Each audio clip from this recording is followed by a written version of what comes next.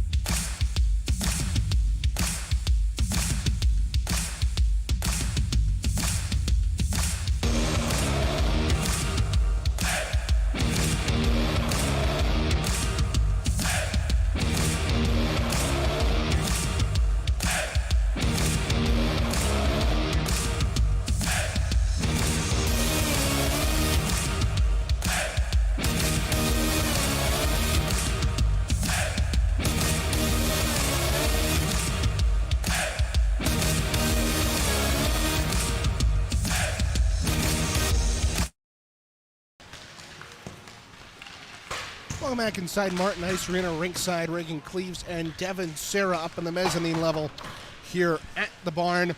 And last night, Central Michigan won their second straight home game. For the first time all season, they had not had back-to-back wins at home since the start of this season, dating back to the midpoint of last year. And it's honestly a little bit of a different feel this season, as it has been all year, Devin. But how do you think the back-to-back wins motivates this team going forward? Oh, it's a big motivating factor. I think the last night the post-game celebration kind of told the story. Brendan Martin was in that locker room saying, hey, not your best hockey by any means. Looked like it's at times that game could become a dogfight near the end, but Central regained the reins on that game a bit, right? And that's a rare sight. That's something where at times this year games have gotten away from them. They've let teams stay in it, most notably U of M Flint. I think of their 2-1 overtime victory here at Martin Ice Arena. So in that case, they get back-to-back wins and take control of a game where they really should, right? And I think that's just some security. It's not so much confidence, it's just security, knowing you have the ability to take a game over. You have that ability despite taking the penalties you do. And I think that's just going to calm things down when things get troubling for this team, because we know the adversity side has been a story for them, where they can come back tonight and just come into this game a lot of kind of the similar feel they had yesterday. Yeah, talking about penalties, Central Michigan 5 for 5 on the penalty kill last night. Did not have a power play opportunity. That was certainly a storyline last night, but you got to turn the page. It's a new day, new game. Yeah, you got to wipe the penalty lopsidedness from your head and play a clean game play a clean game this afternoon. Illinois State falls to 16-6-1 with that loss yesterday, and this was the first meeting between both these two teams, and it kind of felt like last night, Devin, was really a feeling out game. Lots of back and forth action. Neither team, until that third period with Central Michigan scoring 4 times, really kind of had control of this hockey game. And it goes back to what we said about previous encounters, right? What happened in that U of M Flint game earlier this year? Well, it was a back-and-forth, penalty-style, sloppy play for both. And I think that is, you talk about talking points for this team. They don't want to play and start such a sloppy game. They want to have and establish forecheck going with similar lines that they had yesterday and find some consistency. You know, the most productive line for them, I thought, besides Porzonic and Campbell getting a goal and two each of them, was Beamish and Nathan Bottles with Isaac Hopp. I thought that line worked hard a lot of the night. I thought they scrapped, especially in physical times, where, like you say, just getting the momentum back and not playing such a long 200-foot game, not icing the puck as much. So you'd like to see that kind of consistency from them, but in the first 10 minutes. Indeed, and taking a look again, we said the first meeting of all time between these two teams was last night. CMU came out with a 6-1 win, so they've got the edge in the series 1-0. They will hope to complete the sweep this afternoon. It would be a rarity in this season. Only two sweeps coming in to this series against Ferris State and then Adrian back in November. We'll step aside. When we come back, we'll take a look at the impact players and keys to the game from Devon. Watching CMU D3 Club Hockey on CCHN.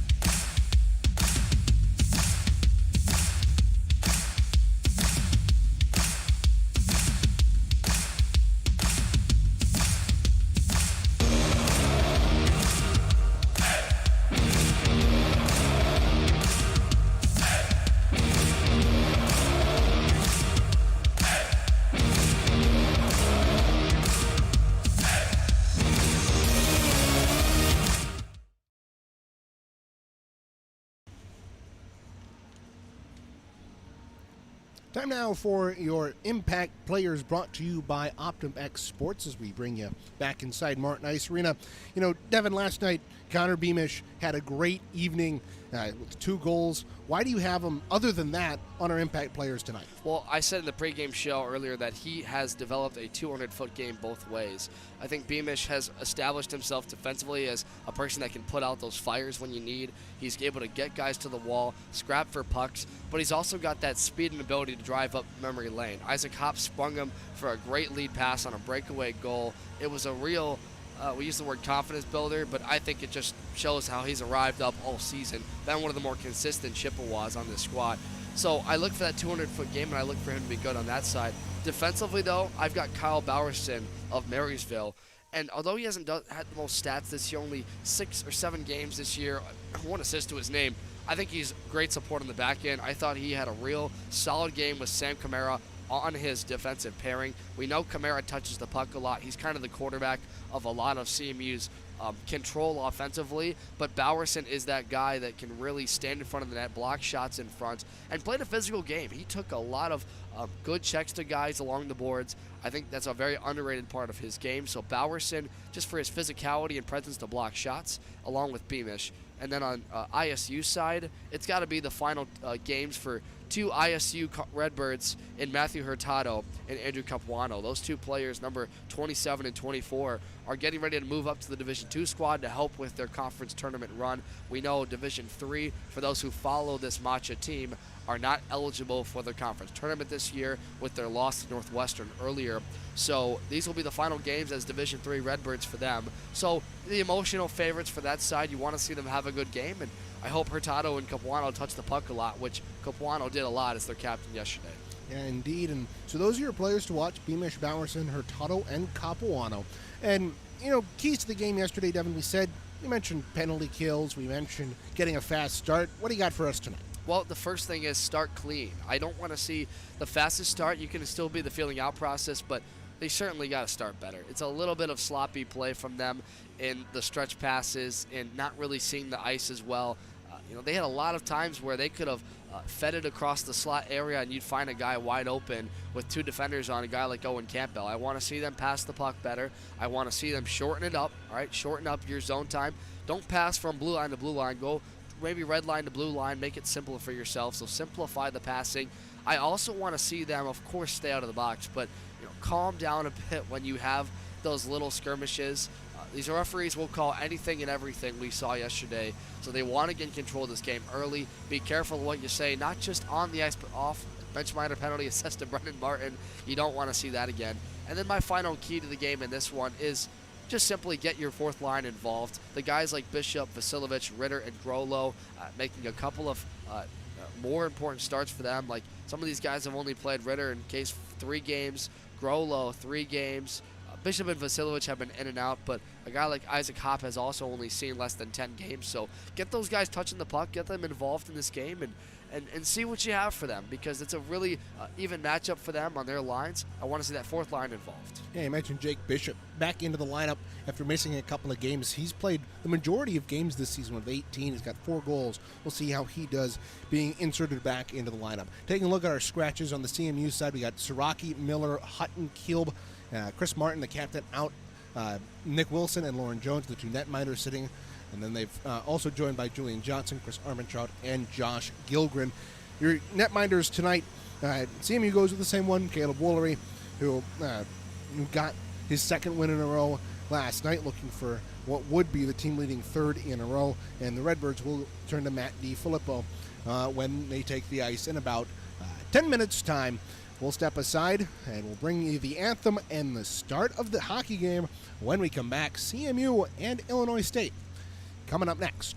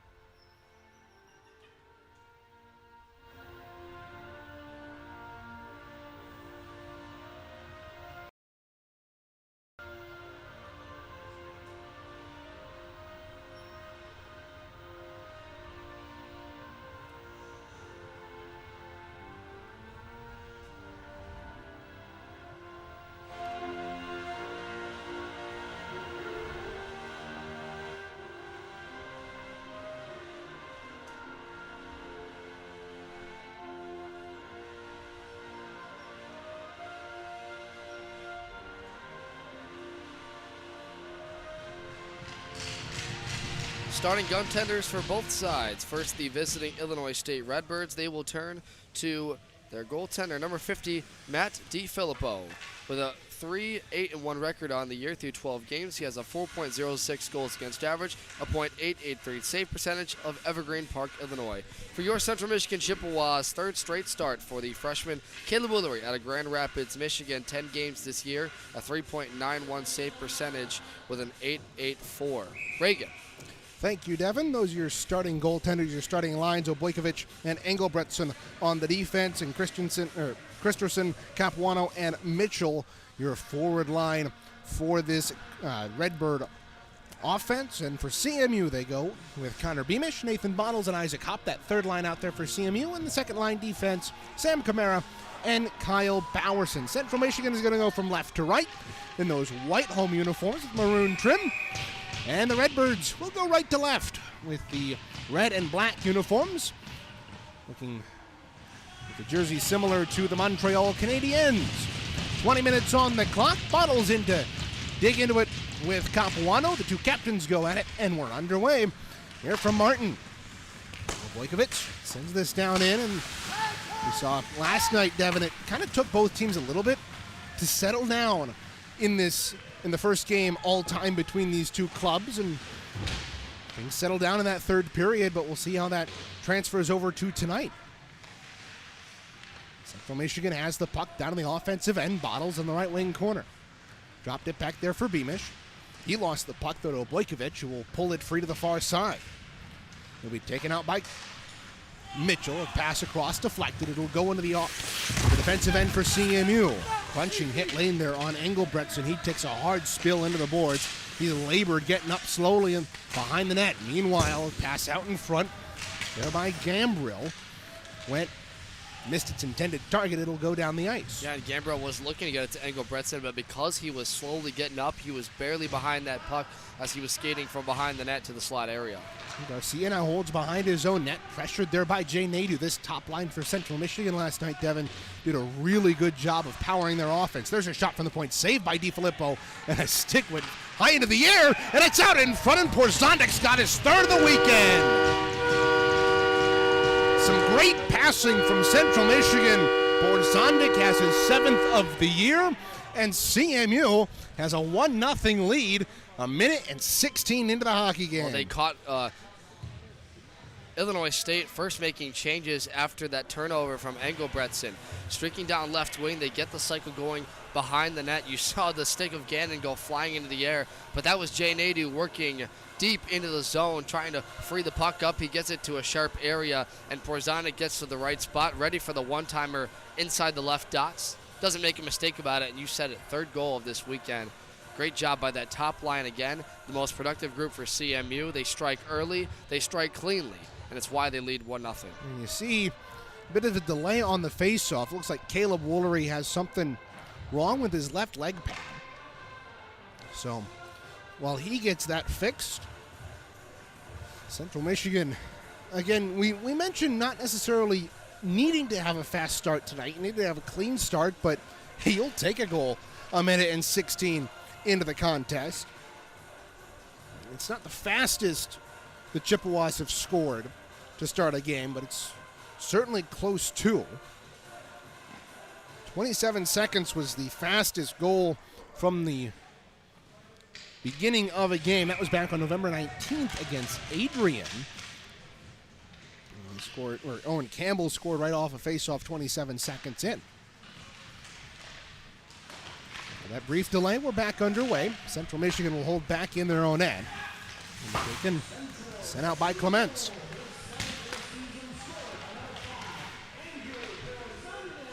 Will be dumped in.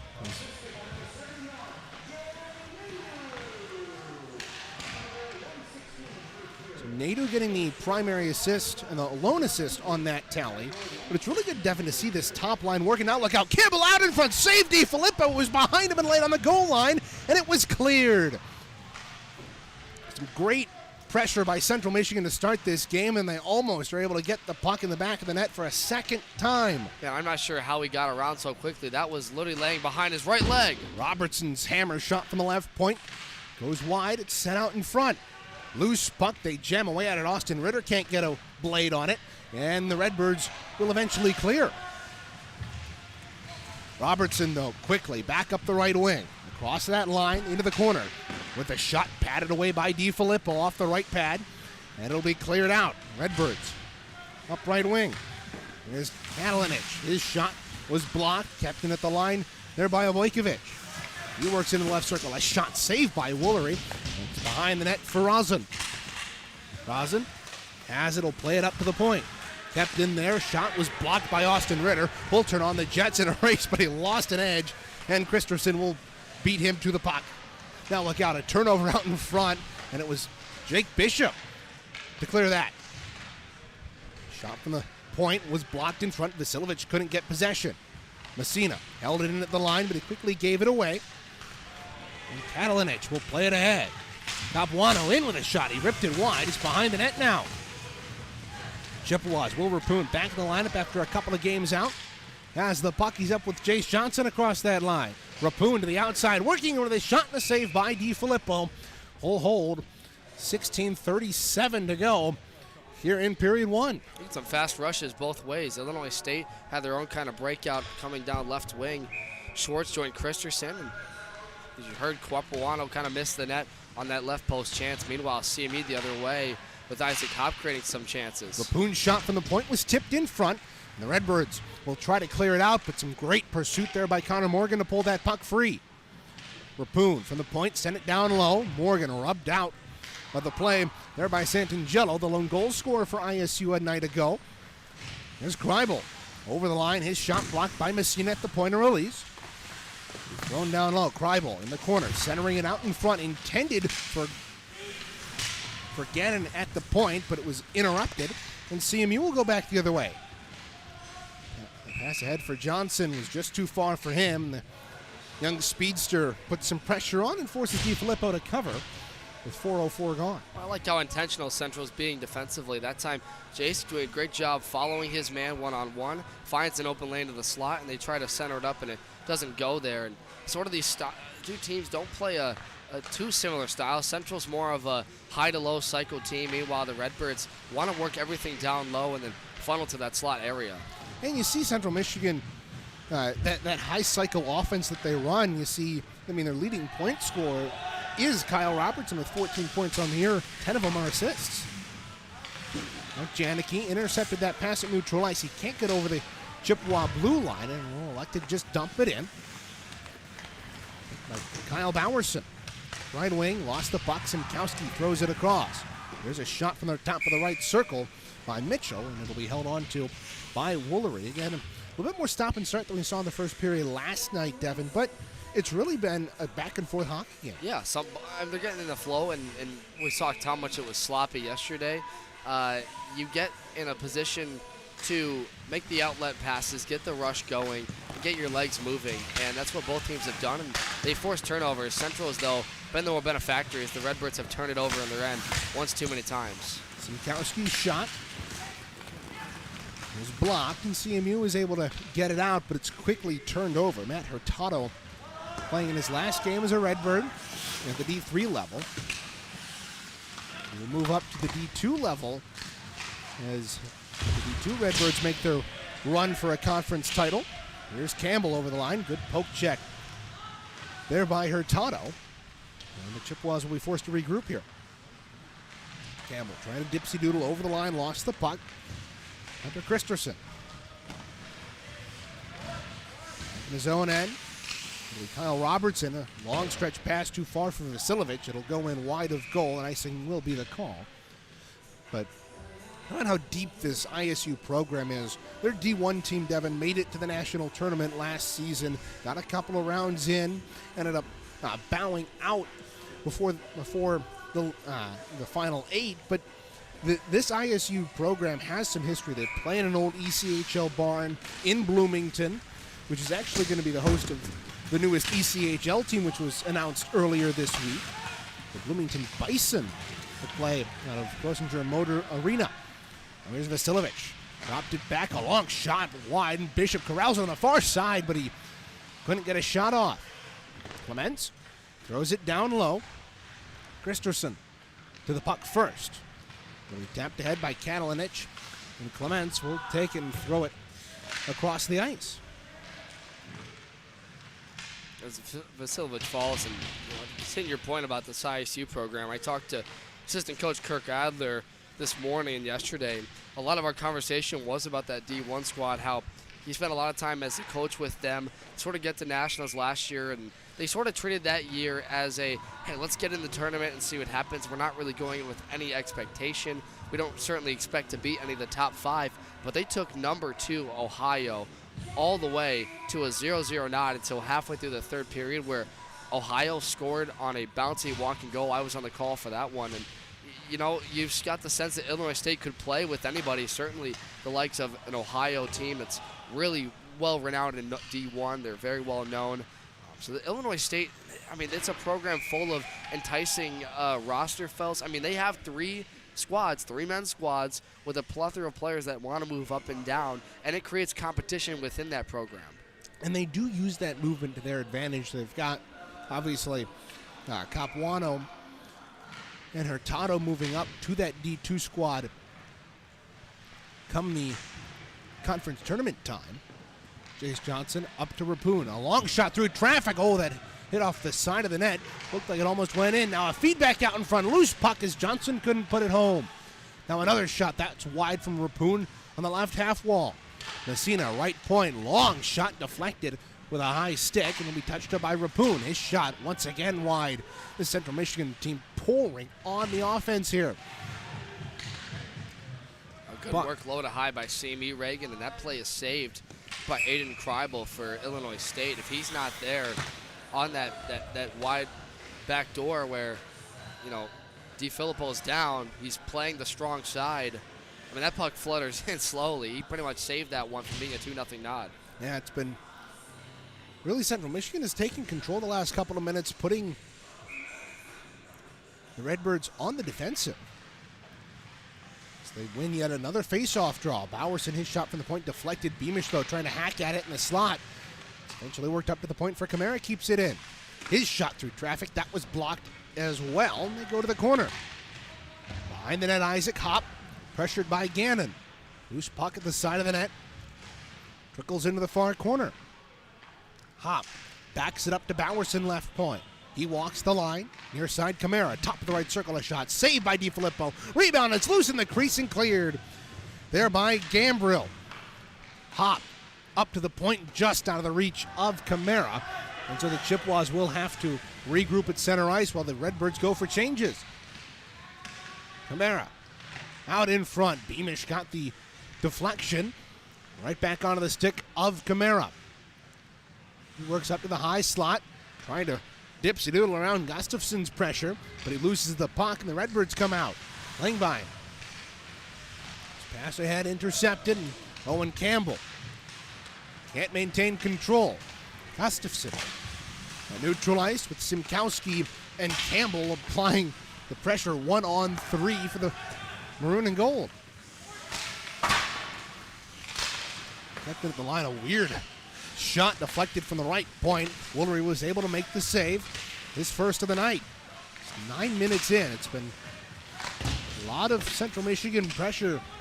ISU really hasn't been able to get anything going, Devin. Yeah, they've been controlling the pace CMU has, and a lot of different guys have been touching the puck, the likes of Campbell, Bowerson, Tim Kamara, who tried to dipsy-doodle like you used the word and fell to his knee there, but they're controlling the pace of this game. They're definitely, you see the tempo and ramping up, making DiFilippo move around, and a lot of ISU right now is forced to watch the puck and try and play as strong man defense as they can. It's top line back out there for Central Michigan.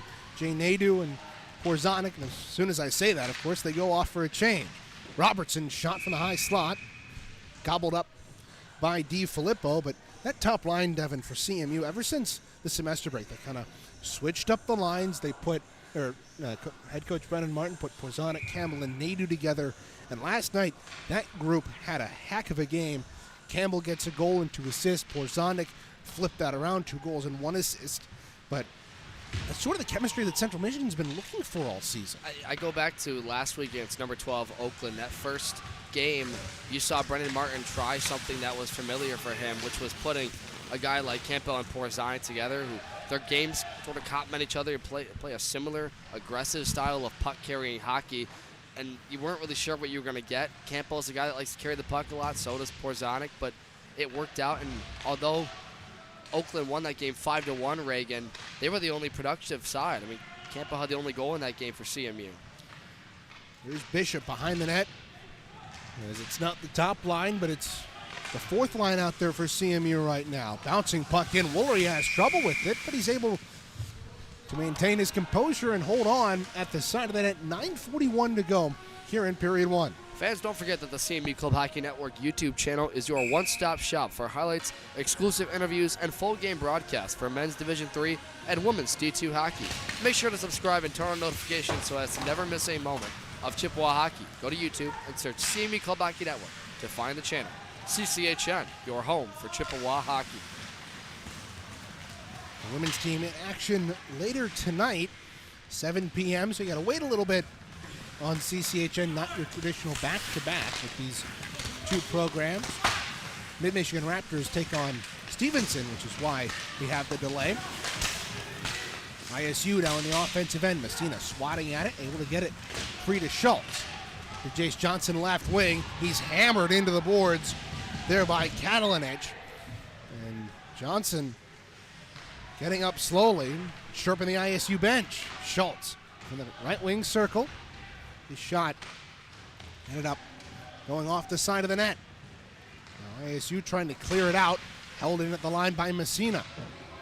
Throws it in. Garcia had the assist on the Santangelo goal last night. ISU trying to break out, but some good forecheck pressure by Isaac Hopp. Delays their exit. They have to regroup. Here's Gannon.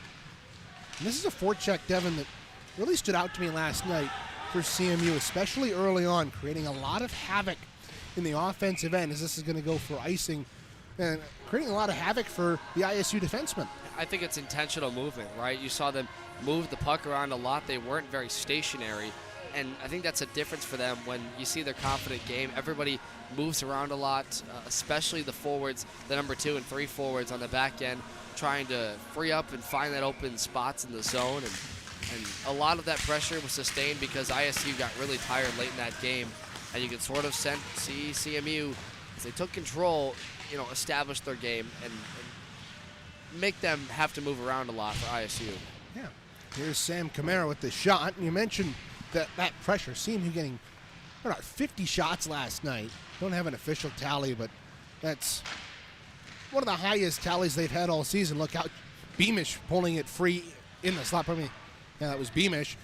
His pass missed its intended target, and the Redbirds send it down the ice. Yeah, Will be icing. I think with the conversation within that coaching staff too is, well, one, why do you get so many shots, right? And how do you sustain that?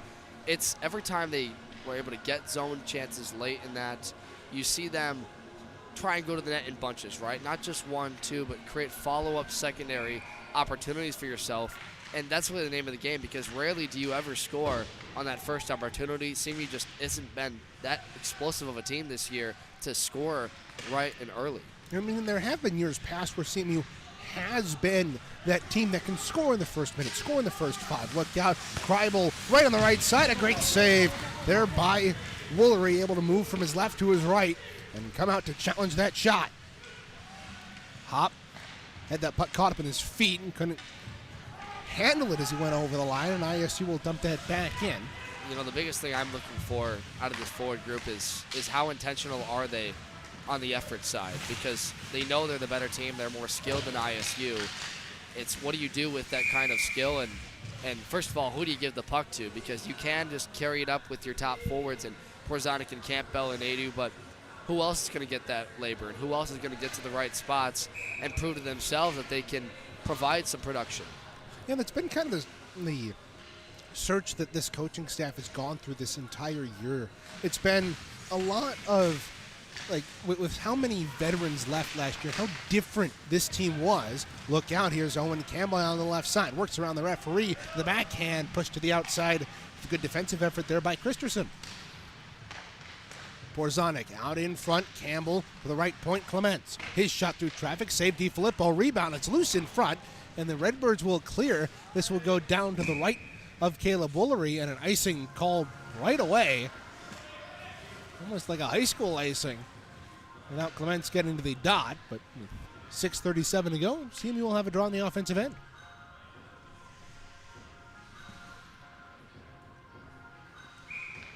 On the left here of DiFilippo.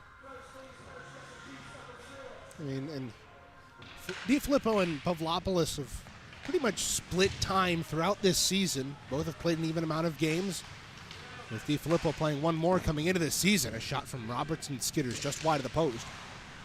Campbell forces a turnover, lost an edge, and there's going to be a penalty coming up here on ISU. And indeed, Campbell didn't lose an edge. He was tripped up, and it's going to be Janicki to the box. That'll be the first time this all weekend CMU will have a man advantage, Reagan. They didn't have, for the first time all year, a power play at all. They had opportunities to get it, but a lot of those chances where ISU would make the first infraction, Central would get penalized and cause coincidentals. So CMU on the power play, as Devin mentioned, for the first time all weekend. Their mark on the season is 21.28. They've got control. Clements on the far side. Backed it down the wall. Nadeau with some pressure there from Gannon. In the corner. He's worked up the wall, but not out. Now another penalty coming up. CMU is going to go to a 5-on-3. The shot goes up and out of play, and it's going to be a roughing call on Illinois State. So CMU has a massive chance after not having any power plays last night.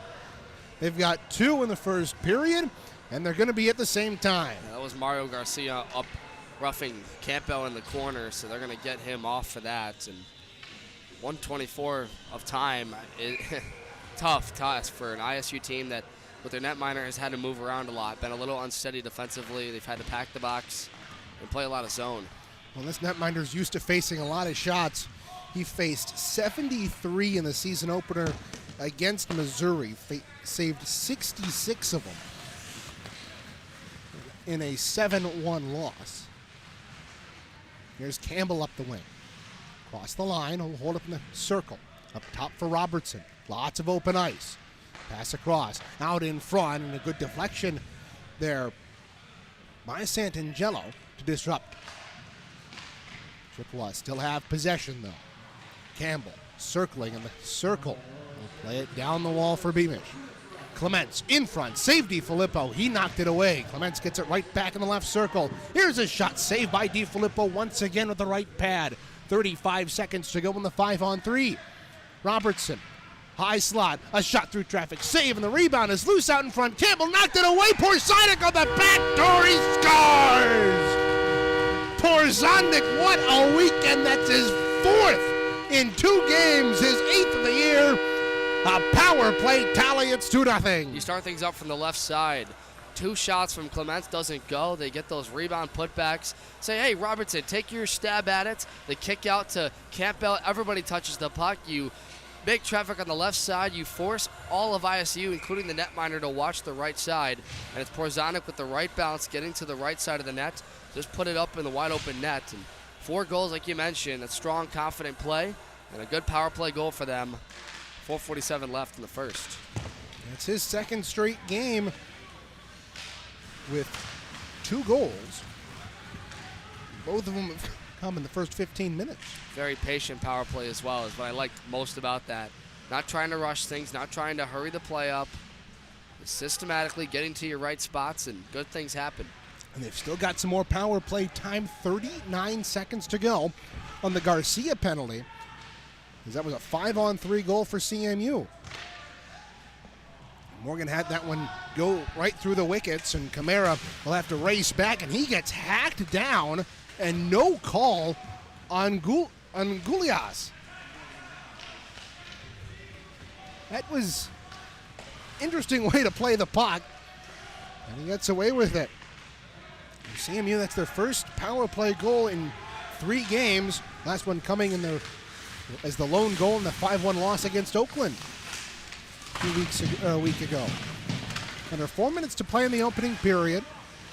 It's been a great start for CMU, scoring a minute in, And on the power play,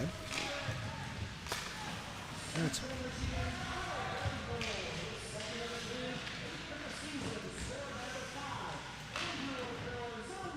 another save by DiFilippo.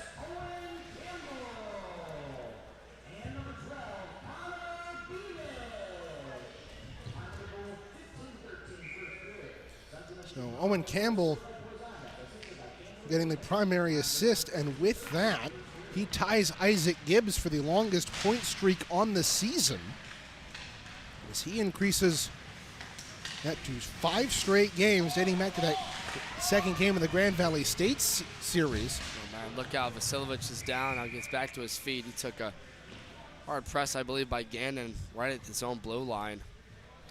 Gets to his feet now, and this is a banged-up CMU squad. Last week they had a really, really rough game against Oakland U, which they came out on top 2-1, but throughout that game they lost Brandon Clements. They saw Josh Gergen go down.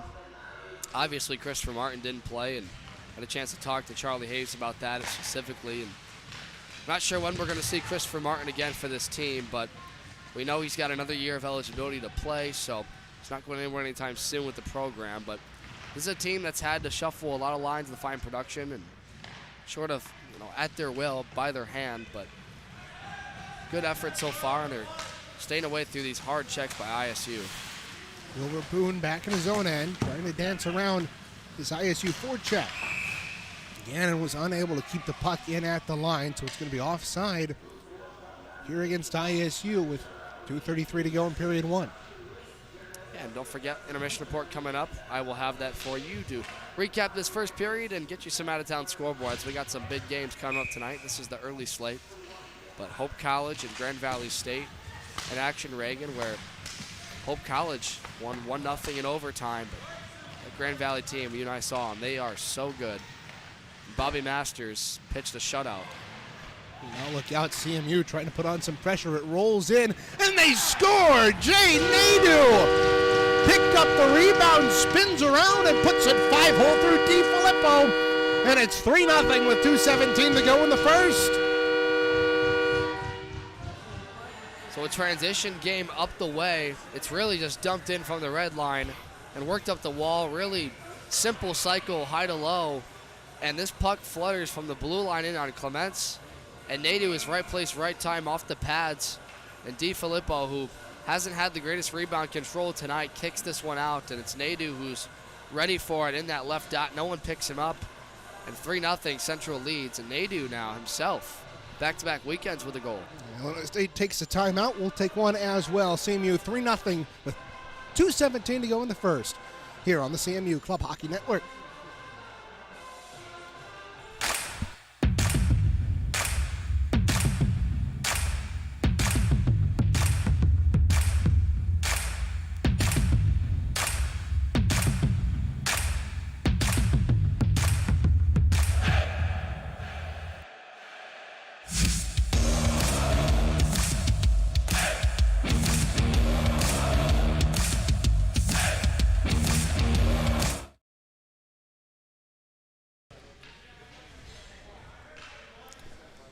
So Jay Nadeau, with his 4th of the campaign, puts CMU up 3-0 in this first period.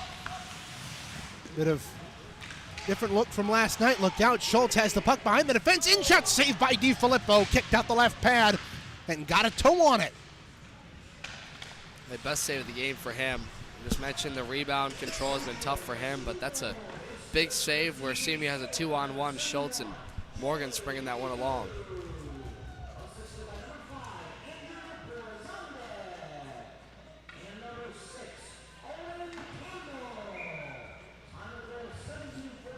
Nadeau from Porzundik and Campbell, all three members of that top line for CMU, getting involved on that goal, and everybody has 2 points on the afternoon, as we have a penalty on CMU here. Looks like Mitchell takes some extra on Robertson in front of the ISU bench. Not sure if they're going to send him for that. Doesn't look like it.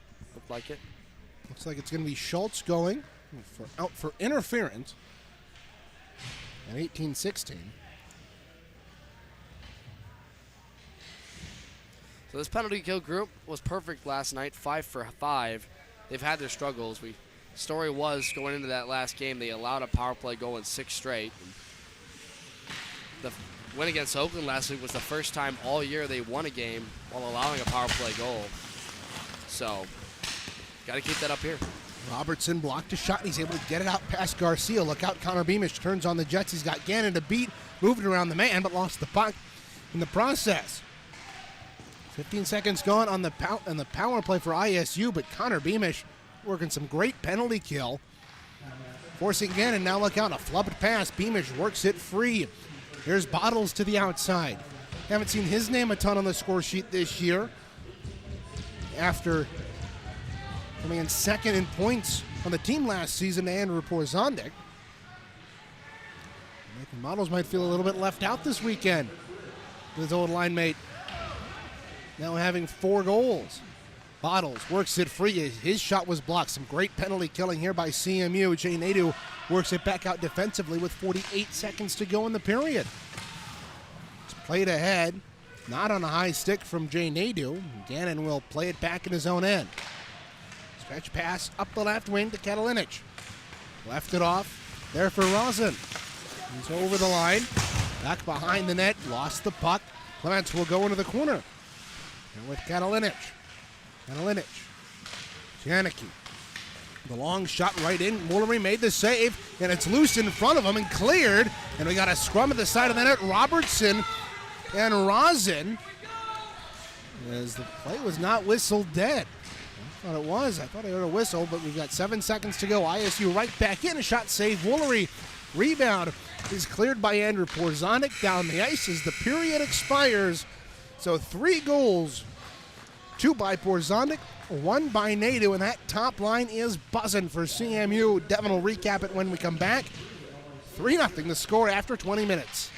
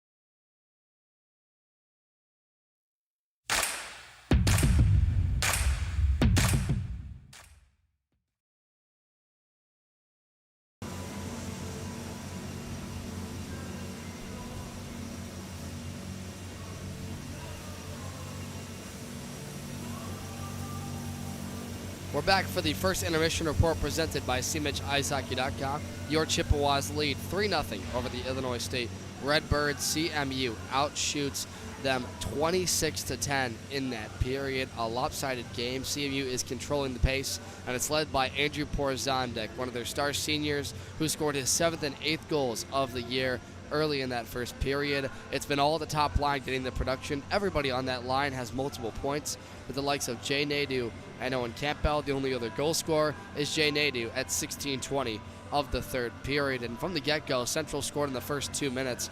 Porzondek did a great job to spring himself up the wing with Jay Nadeau. Nadeau took the initial chance for Porzondek, who was able to wrap around the right side of the net, hug it past the weak side of Di Filippo, and score at home. And meanwhile, Central is with a power play goal tonight. They were on their man advantage for the second goal. Officially 1 for 2 with the 5-on-4 only for 25 seconds until a penalty on Max Garcia for roughing caused them to go to 5-on-3, and that's where Porzondek was able to cash in for his second of the night. As we mentioned, the only penalty on CMU was an interference on Brendan Schultz at the end of this period, so there will be roughly a minute of carryover time for Illinois State to work with, but that penalty kill has been great. Connor Beamish and Nathan Bottles have gotten in the attacking zone on the shorthanded man and really caused a lot of havoc. Illinois State really out of sync. They don't really have much offense going. Caleb Woolery has stopped 10 shots so far. It's been good when he's needed to be, but that ISU netminder has seen all he can handle. On the other pond of things, the out-of-town scoreboards, this is the first game of the day for the MCHC, but tonight Hope College visits Grand Valley State for the second of 2 weekend series. Hope College won 1-0 in overtime last night. It was a Hockey House game to watch, was good as advertised. Bobby Masters for Hope College gets the shutout in that one. Meanwhile, Grand Valley State back on their home ice, head coached by Dylan Knox. We know his squad will be ready to go. And first loss for Grand Valley State in a long time, but that's going to be a good one. You can catch that on X, a.k.a. old Twitter, if you want updates, as well as achhockey.org. Some other games in action. Northwood is visiting Saginaw Valley State. Michigan Flint hosts U of M. And Arkansas plays Missouri State tonight, number 10 against 17. Some Chippewa scoreboards to update you on. Tonight, men's and women's basketball takes on Western Michigan for the ever-long inter-city or interstate rivalry. It's been going on for years. Men's basketball has been hot recently. They're 5-2 in the conference with wins over Toledo, the likes of Kent State, and recently Miami, Ohio. Meanwhile, the women's team is looking to spring together a tough year with their first-year head coach, 2-14 on the year, but looking for some more as they continue through conference play. And track and field is also in action as well. You can go to cmuathletics.com to find information on that, and you can watch all of those streams on ESPN+. So after 20 minutes, it reads 3-0 in favor of the home team from a pair of goals by Andrew Porzondek and Jay Nadeau to spring them along. They'll be on the penalty kill when we resume the rest of the second period. Don't go anywhere. You're watching CMU and ISU on CCHN.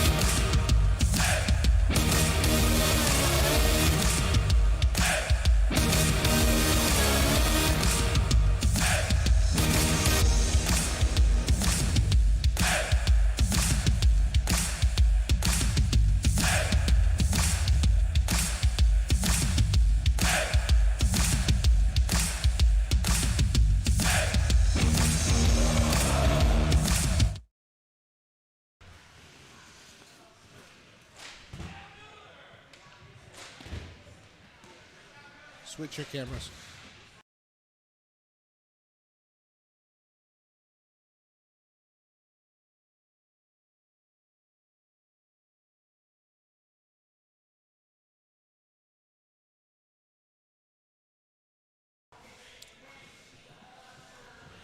"16 seconds left on the CMU power play as we bring you back to Martin Ice Arena. Period number 2 ready to go. CMU had a blazing hot start to this hockey game. 3 goals in the first period, including one a minute and 16 in from Andrew Porzonic, and that top line has been buzzing, Devin, for CMU. A combined 3 goals and 4 assists on each of those goals. That top line of Porzonic, Campbell, and Nadeau has been very good. They got the power play out there for another 6 seconds, though. Nathan Bottles and Connor Beamish, part of that third line. CMU back to full strength. Knocking off that penalty kill. Garcia unable to hold that at the line. And it's taken in by Hop. His shot blocked by Gannon. Bottles has it down low, though. He moves behind the net. It'll be stolen away and cleared out to neutral ice for Clements. Beamish tipped it ahead to nobody in particular. Swallowed up by Gannon, who himself turned it over, and Garcia will play it down low. He overskated it. Bottles out in front, and Hop taken down from behind. Couldn't get to it. A minute gone in the second period. CMU up 3-0. Illinois State. They got to rush the other way. Capuano pass ahead, intercepted by Jay Nadeau. Bouncing puck in neutral ice. Porzonic, nifty feed ahead to Robertson. He makes the move around a man, but he lost an edge, and Gannon will pick up the loose change and motor it up the other way. Yeah, and you can clearly see Reagan. The ice is pretty tilted in CMU's favor. It has been the majority of this contest. As Illinois State can get a rush the other way, but it's really tough for them to hold the puck for very long as they kind of try and dump and chase the puck. And like that time, flutter in shots where they can to maybe slow down play. But Chippewas forecheck has been able to connect cleanly. That was one of our keys of the game early, was connect the passes early, and they've done that. They've played an opposite of a sloppy game so far. That's been a lot of clean hockey from CMU. Not a ton of turnovers. Meanwhile, ISU has coughed up the puck left and right. Christensen, right point, kept it in. The shot saved by Woolery. He was able to redirect it to the far circle where Hop will lift it out. It'll go right in on the netminder DiFilippo, and he'll hold for a whistle. With 17:58 to go in period 2. You know, Devin, the story of the week around the ACHA, at least in Division III, has been the Hockey House Game of the Week. Grand Valley State and Hope College, 2 teams that historically have been very good. They've met in multiple different tournament rounds. A good save there by DiFilippo right off the faceoff. Porzonic holds it along the half wall, puts it out in front. They battle for control in the offensive end. They had an electric atmosphere out in Griff Sicehouse West, Reagan. It was an orange out for Hope College, and Nolan Holtrop for them got the overtime winner, and that place erupted. Hope doesn't do a live stream, well they do, but it's on Facebook and just a single camera. They don't upload the games after, but what an atmosphere, and social media was buzzing about it. And Hockey House, yeah, we know all the publicity around it, but I think Game 2 is going to be even better. Yeah, Grand Valley has an emphasis. What do you think Game 2 is going to look like tonight after a low-scoring goaltending affair last night? Well, we know that Grand Valley State's system is all 4 lines need to touch the puck. They like to get everybody bodies to the puck. Dylan Knox has a really instrumental offensive system that is really designed to hem you and force you to turn over the puck. And there's a lot more like good offensive just minds on that team. Like Justin Chevalier doesn't always score the most for them, but he's always involved in the play. And we saw him score the overtime winner in Central Michigan last season. Yeah, and so for them, they just have a great leadership core, and they have a chip on their shoulder from losing at Nationals like they did to Michigan. So they want to come back, and yeah, they beat Michigan in the regular season, but lost to them in Nationals. So they want to come back, and as a number 1 team that's been that spot for the last 5 weeks, reestablish themselves as, hey, former Vezina Cup champions, right? They want to make noise and get their first national championship. Yeah, they were one of the few teams to beat Hope couple years ago. They beat him the Vezina Cup final in overtime at Griff's West. So, but it was hope that would get the last laugh, ending up beating Michigan in the national championship last time we were in St. Louis for the tournament. CMU has control of the puck. They throw it out in front, did Vasilovic, and DiFilippo had to go right through him. Vasilovic on the back door couldn't maintain a hold on it. And that would have been right into the back door. That's going to be offside on ISU here. And now Vasilovic takes a tumble to the ground after going after a Redbird. That's the second time he's taking a blue line hit. That was from Gamebro Reagan, number 15. Good to see him get up, but Vasilovic has paid the price more than once, and he'll go off. But, you know, we're watching a Redbird team right here in Illinois State that obviously is not in contention, but another team that shares a similar bow to them, SVSU, number 16 right now. And they won against Northwood yesterday. They have another game today, but losing 2 to Michigan last week, that's going to hurt them. I mean, we were talking earlier about maybe Saginaw being a national contender with the likes of Logan O'Flanagan, who isn't going to play for them the rest of the season. And so they're without their top guy for the Cardinals. That's a massive loss for SVSU. They're at risk of not even making it. The former MCHC Player of the Year. They even made it to the all-tournament team. And SVSU failed to make it out of the pool play round in favor of their MCHC rival LTU. Look out at 2-on-1 for CMU. Schultz on the right side, trying to find Morgan out in front, but he couldn't connect. That was a defensive play by Gannon Reagan, breaking the 2-on-1 up.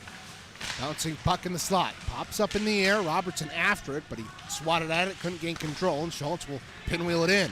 Morgan had a goal last night down the left side to the back door. Jace Johnson put it wide. Johnson had a great opportunity. He couldn't put it wide. Now right out in front for Robertson. He sailed it high.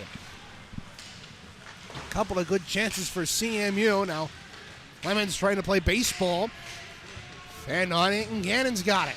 Oh, work in. Blocker saved by Woolery. Up into the air. Played with a high stick. And CMU will touch up, but you'll take that over putting the puck in your own net. Clemens is laughing, saying, hey, you didn't even see that puck at all, did you? He goes, nope. So might have saved him a bit from what would have been a very wonky goal. You never know, man. Slides down the back of your helmet, off your shoulders. And I mean, it's like what we saw last night with the lone goal that Woolery gave up. It went off his glove up into the air. He couldn't see it. It landed behind him, and San Angelo was able to tap it in. Yeah. To a wide open net. Better safe than sorry. Christensen, his shot from the right point, deflected wide. And Isaac Hopp will start things out for CMU. But, you know what I mean? You're talking about SVSU sitting on the edge at number 16, but you got a couple of teams that you really haven't seen a ton in the top 15 in the last couple of seasons. Michigan State, a former perennial contender before the COVID season, they're back in the top 10 at number 7. We saw them sweep CMU earlier this season. Look out, Beamish has the puck along the half wall for the rush for CMU. Slides it across. Kamara's shot was blocked by DiFilippo. Now Bowerson has it in the slot. His shot, another block. But Beamish is able to pick it up. Spin around shot, save, rebound. Bowerson trying to bat at it. Battles, turns around and fires his shot. Good save there by DiFilippo. Hop in the corner. Behind the net for Bottles, but his pass was intercepted, and the Redbirds are able to move it out.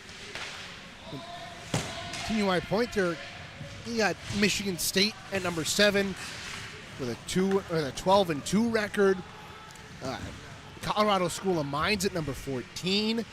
And number 18 on the outside looking in, Central Maine Community College, as well as Colby College at number 9. A lot of teams we haven't really seen in the last couple of seasons. There's been a lot of surprises to these rankings, especially this late in the year. When you think of a school like Colby College or Dartmouth or even School of Mines, you think, oh, you see those in ranking 1 or 2. That makes sense. The computer hasn't shuffled out. But we're in the late part of the season where this is the first rankings that I would feel like are super legit. I mean, Dartmouth at 8, Colby College at 9. Dartmouth has wins over matcha opponents, the likes of Colby and look out. It's got a 3-on-1 for CMU. That top line, Porzonik on the left side. He got boxed out, and his pass went to nobody in particular. So that rush fizzles out, but CMU still has possession. Rapoon was able to deflect that. but it goes up and out of play nonetheless. I mean, this is a massive jump for Colby College, who's at number 9 this ranking period. They were at number 20, along with Dartmouth, who was at number 8. They were at 19 and 20 respectively. They jumped about 10 spots to get up into the point, that they're right now, and that bumped Oakland, that bumped Michigan down a couple spots, and they're now right on that borderline where you're starting to wonder, does Oakland get in toward the tail end of the season? They got to finish strong. Michigan is going to play number 13. The rest of their schedule, conference opponents. And remember, the first 2 rounds of the NCAA tournament will count for the final ranking period, not the last 2. I think Michigan does get in. I think they shuffle in it around the 8 or 9 spot once they get some games down the stretch. And I think here. they do, but it certainly does add some intrigue to that playoff, to that national race as we go down the list, especially SVSU, the number 16. They've that penalty coming up to CMU here as Porzondek gets a trip, frustrated, slams his stick down, but it is going to be a penalty. So CMU will go to the penalty kill here for the second straight time. Yeah, and we talk so much about the MCHC teams that have dominated. I think the number that we've said the last couple of years is 12 of the last 13 national champions were MCHC teams. The likes of Hope College in there, Michigan obviously most recently. Some of these programs, Oakland, some of these programs have been on top for a long time. But you look at a team like Air Force, Florida Gulf Coast, even Missouri at number 4. These are teams that their entire base of a program has been, how do we compete with the MCHC teams? How do we keep up with their scoring ability? Air Force is as good as any team to be a contender in that regard. So athletic, so built fast, and independent. This is really the most non-MCHC teams we've seen in the top 10, or we've seen in the top 16 in quite some time. Yeah, and you know why Air Force is a good team? Because they move the needle, Reagan. Yep. Dartmouth plays them because Air Force is on their schedule. That helps Dartmouth's rating, regardless of if they win or not, which Air Force did win against them. That's why they sit at number 8, Dartmouth. One of the reasons. Morgan takes down his man and then allows for a turnover and a clear. Schultz now with a shorthanded opportunity, chasing after the puck. He gets hauled down by DiFilippo, and then it comes off its moorings. So we have a stoppage of play, but a gutsy move there by DiFilippo to take out Schultz on the shorthanded opportunity. Yeah, and you see that lead pass. I wasn't sure where it came from. It's behind 2 Illinois State players and off to the races. And DiFilippo, who's had a tough time with goals backing up in the crease, rebound control. Why not come way out of his net to play that? And that was probably the best move he could do. And Schultz, paid the price for it. How about this? An offensive zone face-off for CMU, but Bowerson puts it right into the netting. And so we'll have a face-off at center ice. And their penalty kill has been, CMU, great all week, but they have struggled recently. So when you see a system like this, their whole thing is the aggressiveness. But Connor Beamish and Bottles, every time they're on the ice for a kill, even Bowerson, they're trying to get to the puck. They're not just sitting back waiting for ISU to get set up. They know they're the more skilled team, so they're going after the puck first time, not even letting them touch it. It's almost like they have their own man advantage. And right there, look at that. The pressure on Nathan Bottles behind that. The wraparound, he scores! Nathan Bottles, his 5th of the year, and it comes as a shorthanded tally. About halfway through the second period, it's 4-0. We just said his name, Bottles. All this game has been pressure in the attacking zone. He chases it after behind the net. 2 Redbirds in that corner. They can't find that puck to scoop it. And Bottles pressure. They don't pick him up. He tries the wraparound. DiFilippo was ready for it on that strong side, but just squirted in past the left skate blade. And wow, short-handed goal. When's the last time that happened? Yeah, we'll see. It hasn't happened much this season. I can't think of one for probably at least 10 games. We had 3 shorthanded tallies against Adrian. Oh, did we? In the home game, in that 10 goal victory, in that 10-1 win back on November 18th. But Nathan Bottles, first time in a while But he's put his mark on the score sheet. First goal since December 1st at Florida Gulf Coast, and now Porzondik's out of the box. He intercepts that pass, moves it ahead to Campbell, but it's a good defensive play there by Langbein to knock it away.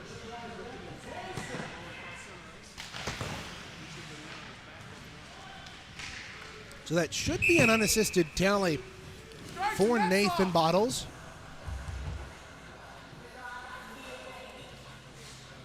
A fan in that corner screaming the net's off. Apparently the net is off. Does look like it's off behind DiFilippo. Who's keeping track, right? 3-man or 4-man crew today. We had 3 last night.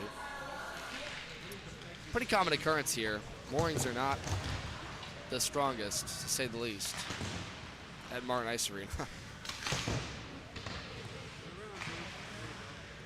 They're not the deepest, I should say, because that's really how it works. Generally, they're the normal pegs that you see at most community rinks, and now Santangelo is yelling at the ref after he had his stick slashed out of his hand. Now ISU the other way trying to work it free. Nice job by Bowerson getting in the slot area, deflecting that pass and centering feed from the intended man, Hurtado. Bouncing puck out at neutral ice. Jake Bishop motors on ahead. His shot blockered away. There by DiFilippo. Bishop able to work it free, centering it out in front for Vasilovic, but he couldn't tag team. Lapoon up the left point, shot through traffic. Great deflection by Bishop, but it goes wide. Now it's fed out in front. DiFilippo knocked it down, and it's thrown out. Kept into the line though, and the Redbirds will clear it for icing. Good work by that fourth line, the high to low cycle. Austin Ritter getting active in the half wall corner and then works it up there from Messina, who puts it on net, and that tip through Bishop. If you can get that through the right post and the far side of DiFilippo, it might have a chance to go in.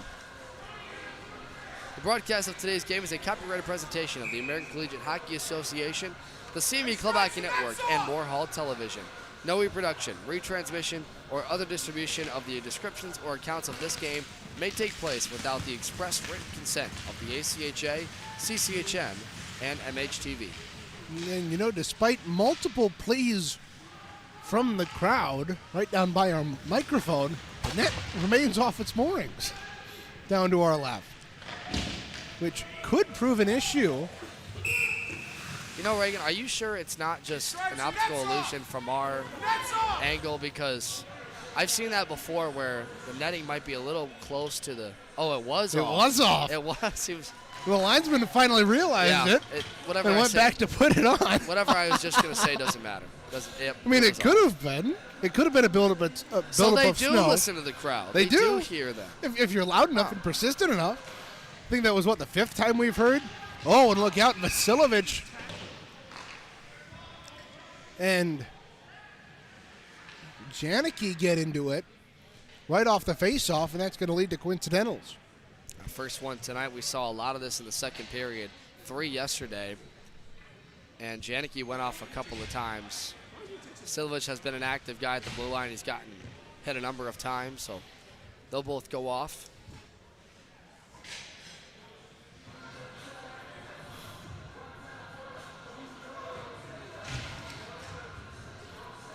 Both go off at 12:39.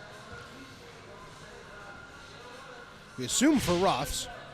And so we'll have a face-off. Will be 4-on-4 for the next 2 minutes. It'll be Rawson to dig in against Jay Nadeau.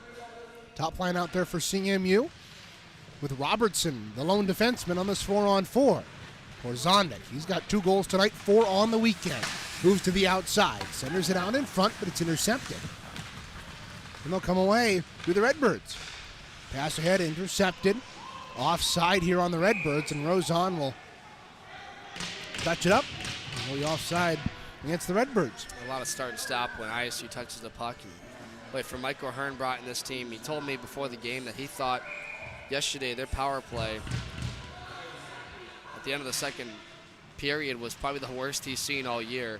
But he thought his team kept up well. He liked the effort. He liked the intensity. And it was a 2-1 game for a long time, 1-goal game for a while. But tonight, ISU just has had no life on that man advantage. You see that allowing a shorthanded goal. So hold in a rough, the penalties. Nadeau's unable to keep it in at the point. And Campbell will hold back. Janicki off for a hold, Vasilovich off for a rough. A minute and 8 remaining on that 4-on-4. Campbell steps over the line and a good save on a quick wrister there by DiFilippo. And although at times it can be lackadaisical, I do see that and recognize. Look, Owen Campbell coming in alone here, it's his signature move. But there's an intentional part there where Nadeau's coming down his wing, and he has a chance to center that up. I think, I'm just going off basis of their control. Out Morgan working in and a good save on a turnover there created by Morgan. He's had a good series, Devin. He's really come to life in the second half of this season. Despite the tough opponents that they've played, it's been really encouraging to see Connor Morgan and some of the younger guys on this club making their mark. You asked me that question in the pregame. What are the younger guys doing to complement this team? They're the ones that are being productive. I mean, top line has been the scoring tonight, but I think of guys like Hutton, Jace Johnson getting his first goal last week, Caleb Woolery in that net. The future's bright for sure. And a guy like Morgan himself, he brings a relentless motor. He's always pressuring the puck, getting to the dirty area. Sam Camara was unable to keep that puck in as Chippewas trying to get to the dirty areas here. Messina able to rub that puck out. Lets a long soft shot go on DiFilippo right as the 4-on-4 expires. And so with 5:20 to go in period 2. Don't forget, fans, coming up, I will have the second intermission report for you as well. I'm going to look at some out-of-towns once again and get you caught up with some of our professional scoreboards. Red Wings in action against Vegas tonight. Griffins with Belleville, and the Spirit host Kitchener tonight. The Griffins have their what could have been night tonight, Devin, where they will don Grand Rapids Flying Toaster jerseys. You're a native of there. Your dad works with the team. Tell us how that whole thing came about. I think it was just how teams do throwbacks. I think it was just a fun idea, and it eventually worked out. Look out, a pass ahead to Isaac, a hop, but the puck is just out of his reach. He's got it in the corner now. Out in front for Bottles. Couldn't connect. Robertson has it from the point. His shot goes wide. Bottles pulls it free, though. Along the half wall. Walks up to the point. Back down low for Beamish. He overskated it. Bottles has it now. In the corner. He lost the puck. And away come the Redbirds. Up the left wing. They'll take it and dump it in. Behind the net. It's poked free. And they'll play it along in the corner with under 5 minutes to go. Robertson pinwheels in his own end. Pressured heavily by Gulias, and a big hit there. Gulias wanted the smoke there. Robertson was ready for it.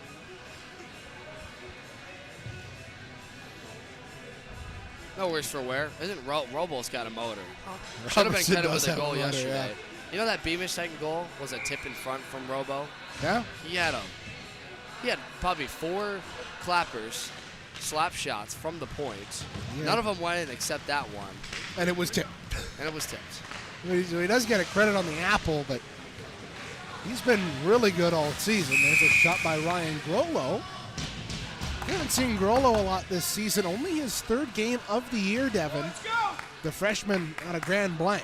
Yeah, the former captain there as well. And, Grollo has been such a good just locker room guy for this team. We have a lot of conversations with him as Bishop was looking to put it past the left pad of DiFilippo, but Grollo has told us a lot about the high school history, playing teams like Utica and Troy High. And a lot of experience. Good to see him get playing time tonight. Yeah. High school on the east side of the state is something completely different, man.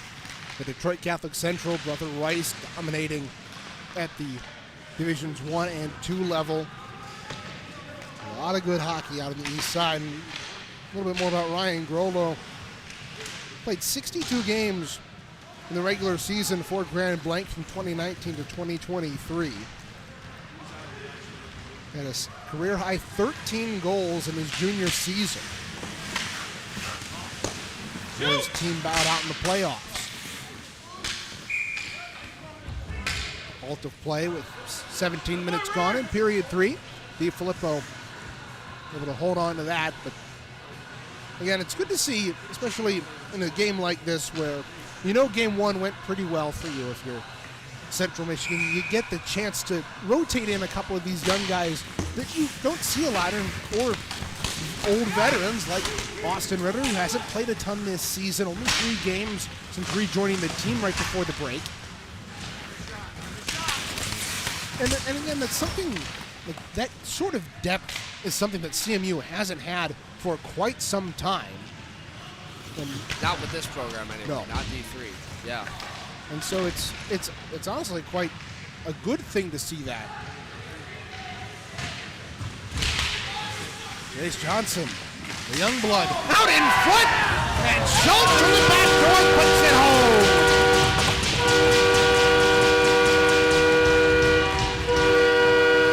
For Schultz, his 5th of the season, and for Johnson, his 3rd career point, 2nd assist, and a 2:25 to go in period 2. It's 5-0 CMU. This is an end-to-end move by Johnson, upright wing. It's controlled by Illinois State in their zone, but then you come back the other way on a quick turnover, and Johnson put the burners on. Right wing, skirted across, simple slot pass, and Schultz right place.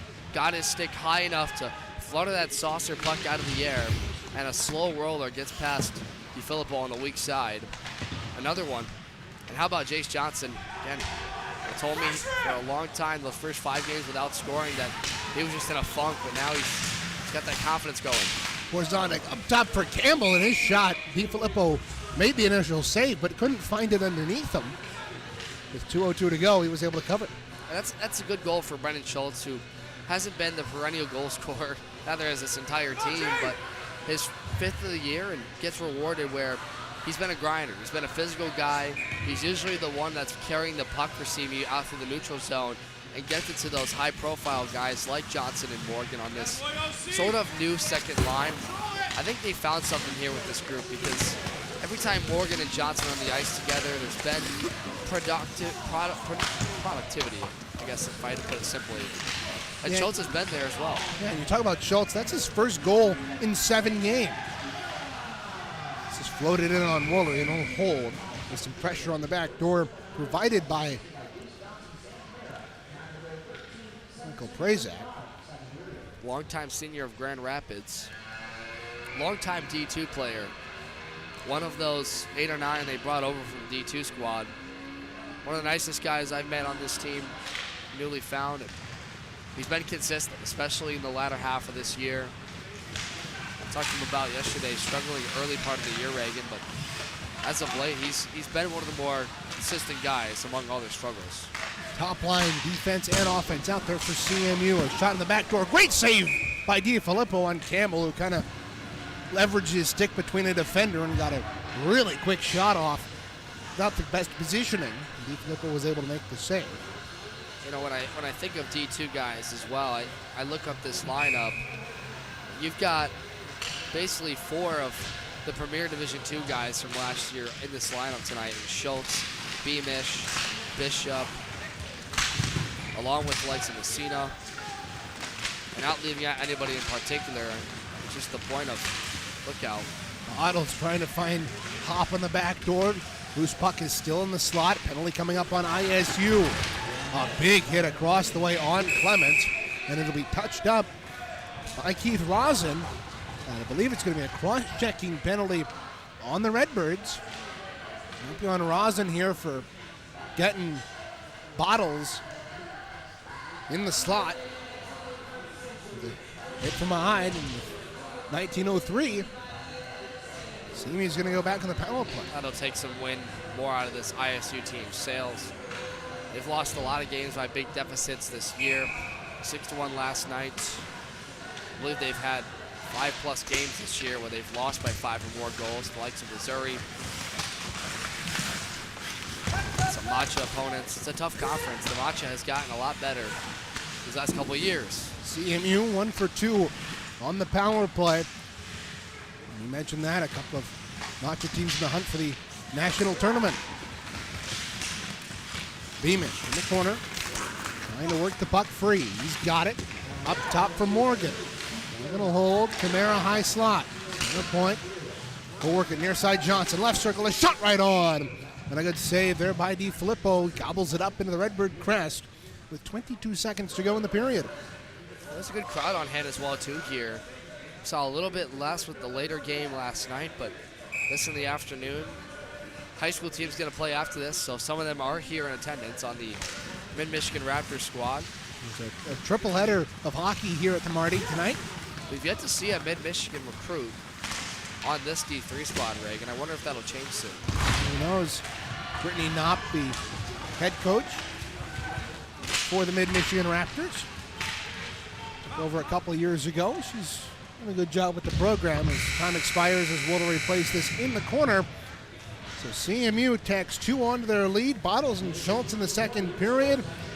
It's all CMU as we head to the third period. Devin Serra recaps it. The first 40 minutes for you when we come back.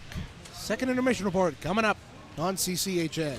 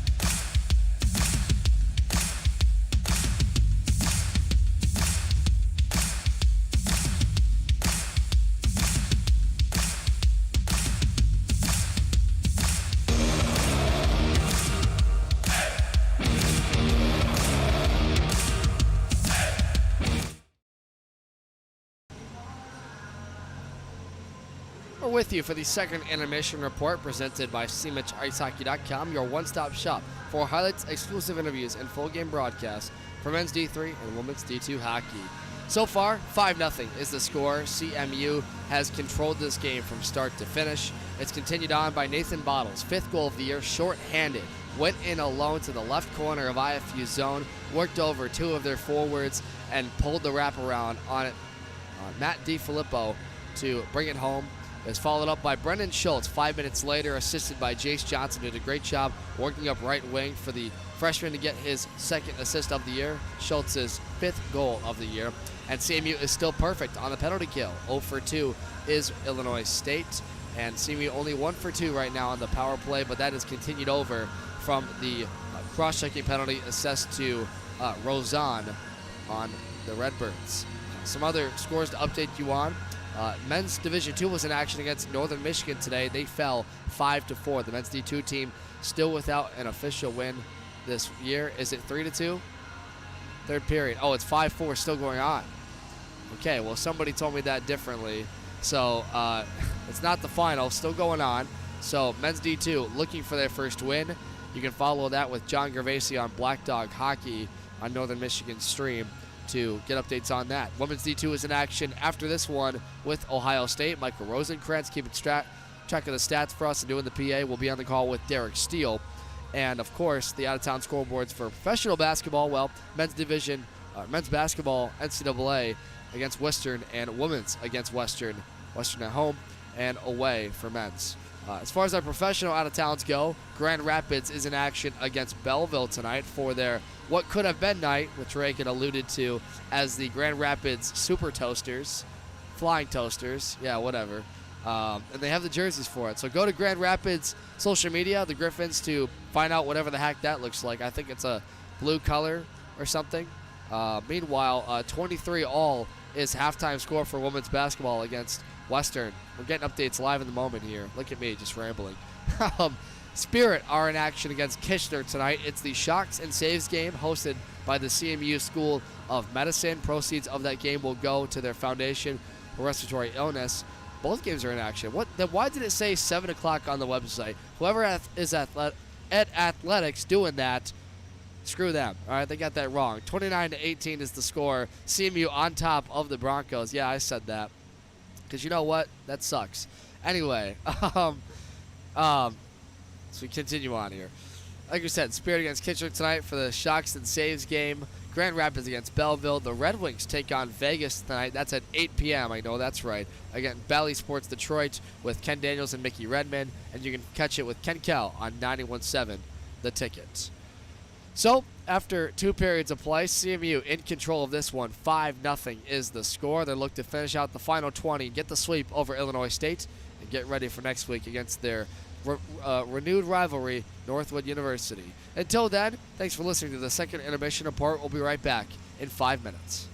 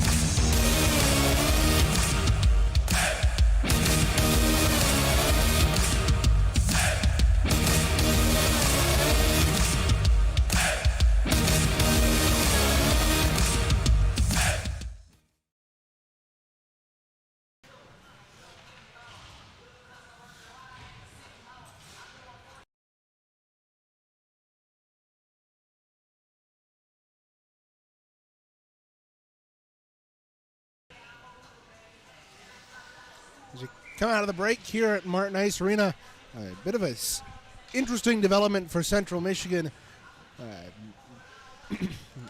Brennan Schultz was walking around the lobby without his equipment on, so he is out of the game.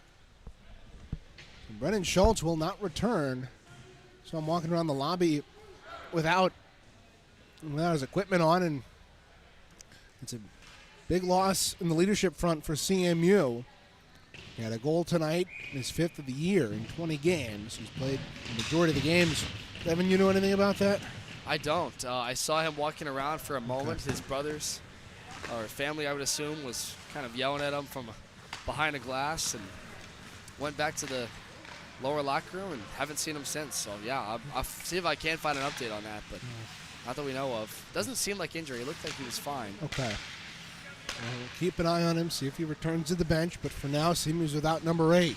They've got a power play for another 38 seconds. They get a good opportunity there. Campbell, a great save by DiFilippo on the rebound. Is loose in the slot. It's clear to the point. Robertson will tee it up, fire it down low for Porzanic. Out in front for Nadeau, and a good save there by DiFilippo.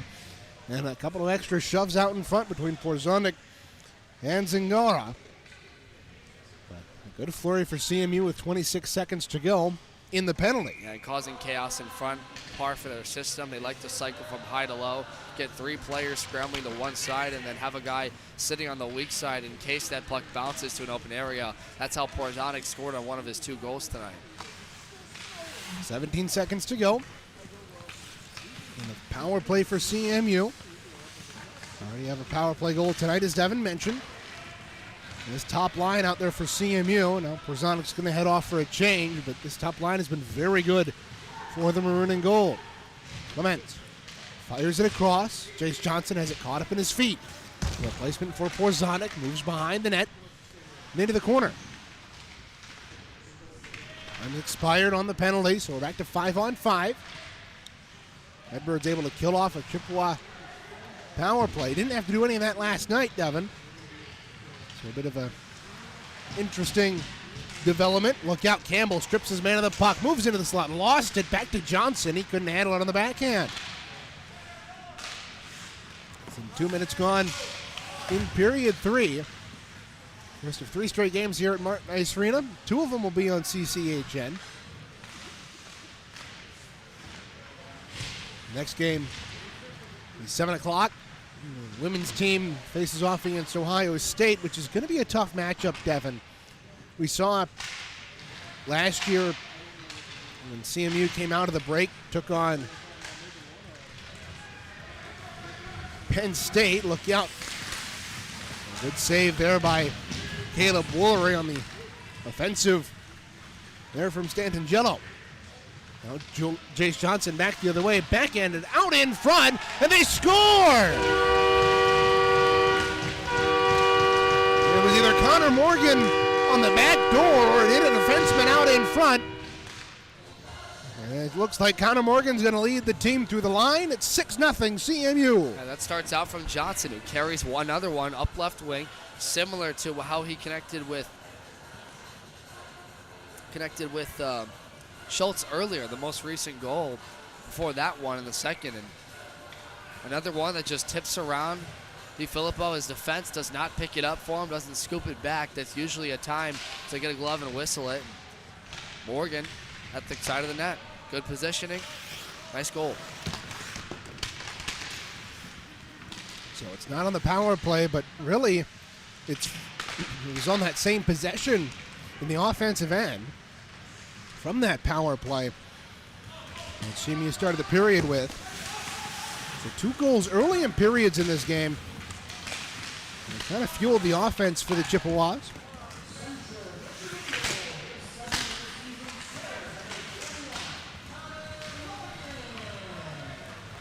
And you know why that starts too is very similar to what they're doing right now. Bottles had his pocket picked. You spring a number of guys up the wings. You take a shot on net, but a guy's looking to tip it down the center lane, memory lane, and it goes through. And that's just a good comment to their system. Even in a big lead like this, they're not letting up. And for Messina, Devin, gets the secondary assist on that. He hadn't had a point until last night where he picked up an assist, and he picks up another helper tonight. So the leadership trying to get some points for CMU here. With Christopher Martin out, that's going to be a tough loss in the locker room for the Chippewas. Janicki, his shot ripped wide from the left circle. Another shot from a sharp angle that hopped over the net, and it's fed out in front. Luckily for Caleb Woolery, nobody was on the back door for ISU. Yeah, and that big loss you talk about with Martin, who played a lot of time with the likes of Roberts on his line and some time with Bowerson and Camara. That slots in a guy like Will Rapoon, who's a little bit undersized as a defenseman, but he is so good at pressuring his lookout. Wooler's got his glove, and Vasilovich takes exception. We got a couple of checks up high with Kreibel. And Caleb Woolery, it's an underrated save right there, able to clamp down that left pad on the ice and hold on, and looking to pitch his second shutout in as many weeks. Colby to the left of Caleb Woolery here. How'd you look at me like that? Don't mention it! You stole my line! No! That's what you were going to say. He got 15 minutes left in this game. I jinxed him yesterday, didn't I? I did jinx him yesterday.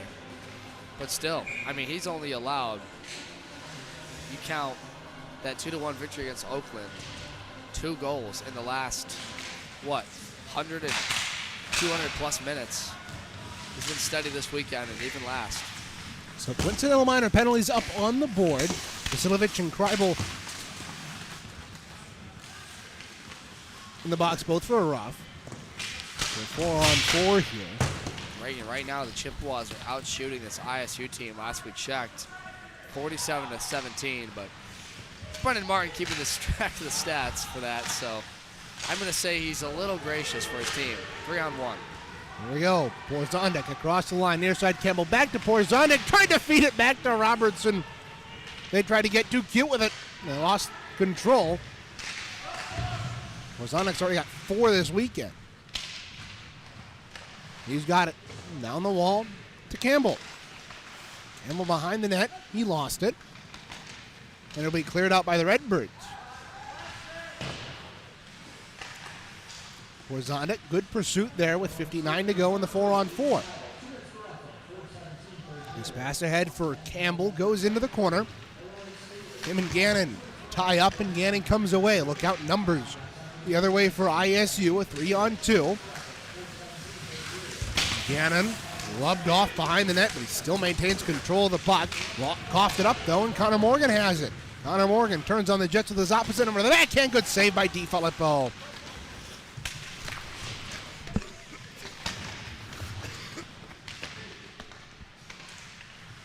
That's usually a chance Morgan likes to go to that left side of the net, stay with him on the strong side. DiFilippo did. Now CMU out in front. Look out, that shot from a sharp angle went off the pad of DiFilippo, rolled on top of it, and somehow stayed out. One of those awkward bounces. That's just a kind of a microcosm of what's been going on for Illinois State. It's just been a wonky series, but CMU, headed to them, has come out hard both nights. They scored early and often. And over at center ice, Morgan collects the loose change. He's across the line, dropped it off for Jace Johnson, in with a shot. But a defenseman got his stick in the way and deflected it up and out of play. 3:18 to go in period 3. Or 13:18. Broadcast of today's game is a copyright presentation of the American Collegiate Hockey Association, the CB Slovakia Network, and Warhol Television. No reproduction, retransmission, or other distribution of the descriptions or accounts of this game may take place without the express written consent of the ACHA, CCHN, and MHTV. How about this, Devin? D2 is a pass out in front. A great save by DiFilippo, denying Beamish what would have been his 3rd of the weekend. He's able to snag that centering feed, but the D2 team has battled back from a 7-5 deficit, and they've tied it in the 3rd period. Don't know if they're going to overtime yet, because the video's down on their stream.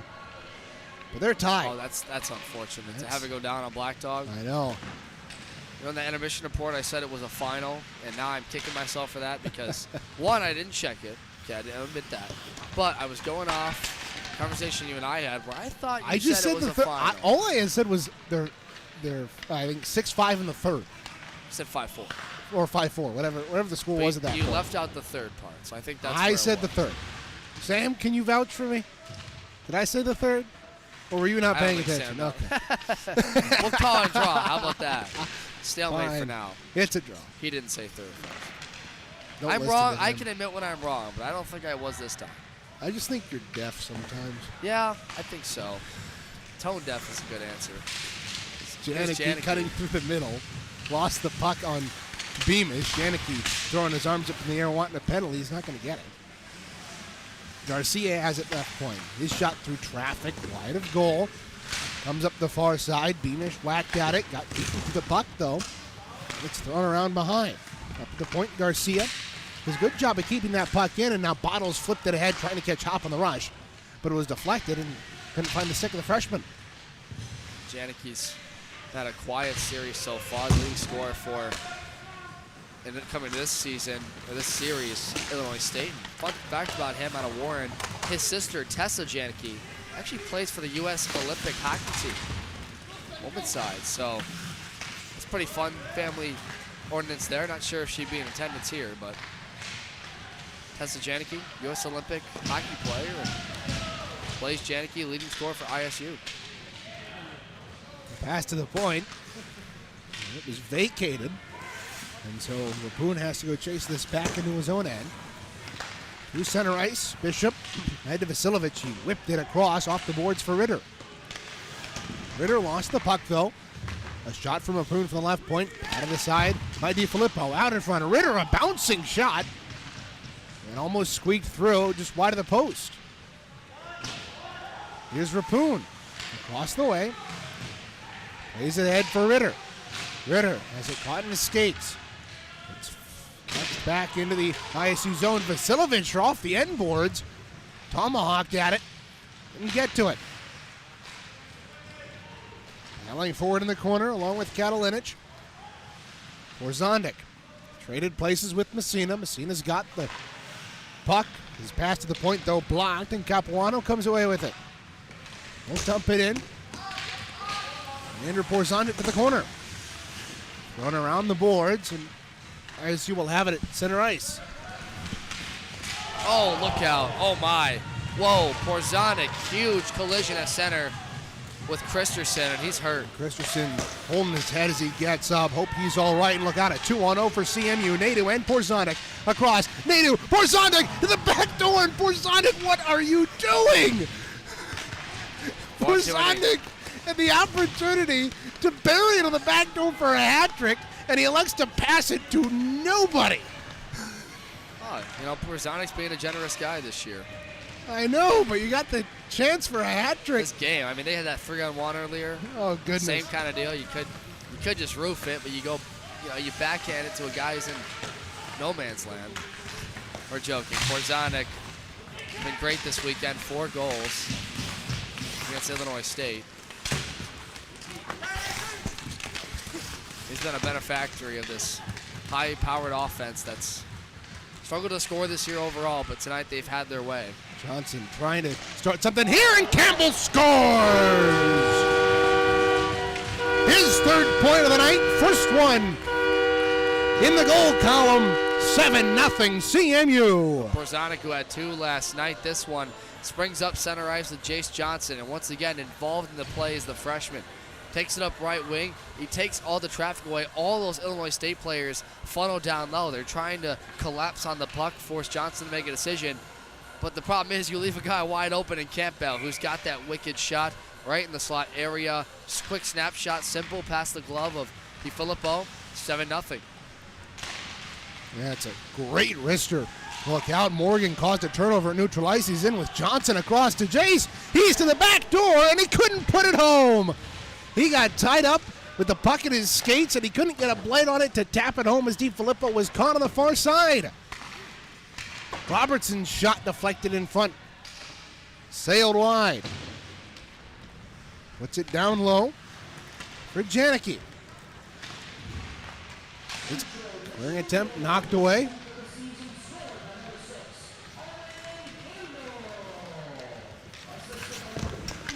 Chase Johnson.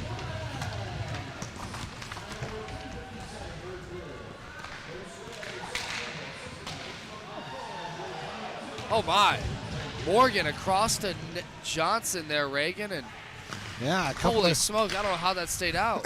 couple of great chances. You saw the referee pointed at the goal and then waved it off on second chance. Yeah, I think that might have caught a piece of DiFilippo, who was already down to his butterfly position. They gave the assist to Clements on that goal.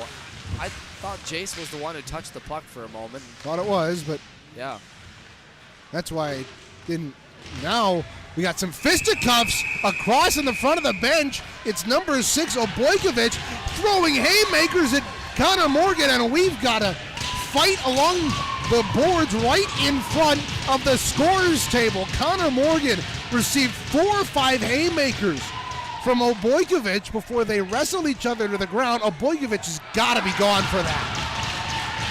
CMU having their way with the Redbird who fell in front. That was Hunter Christensen.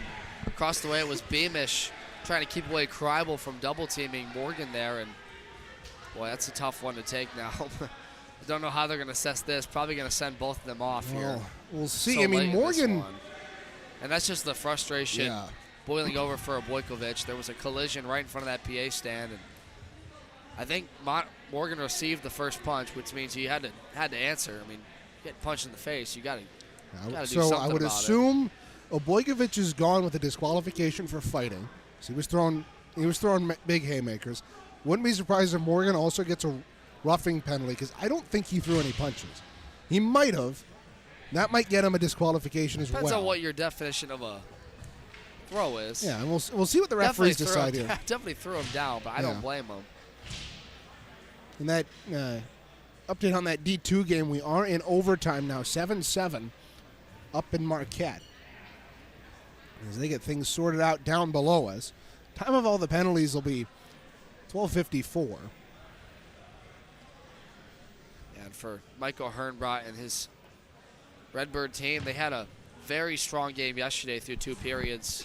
It was a 1-goal game for the majority of the time, and Central pulled away late in that thanks to some heroic efforts by Porzanik and Campbell, along with Beamish. But tonight, it's just been nothing's been going right for them. They've really just been away from the puck, enacting the dump and chase, and when they have touched it, they've really had a tough time just sustaining the neutral zone. And I think their biggest thing is it's a young team, young group with some leadership in the likes of Capuano and Hurtado, who are playing their final games as D3 Redbirds. And in a season that hasn't gone their way, 6-16, 1-0 on the year, their woes continue, and they'll still need to grow and develop throughout the year. That's kind of what me and him talked about. And Hernbrot, who's in his 10th season with the Illinois State program, he's still getting a conversation with the official now, who went over to Brendan Martin to assess the penalties. Now officials will gather in front of that Illinois State bench.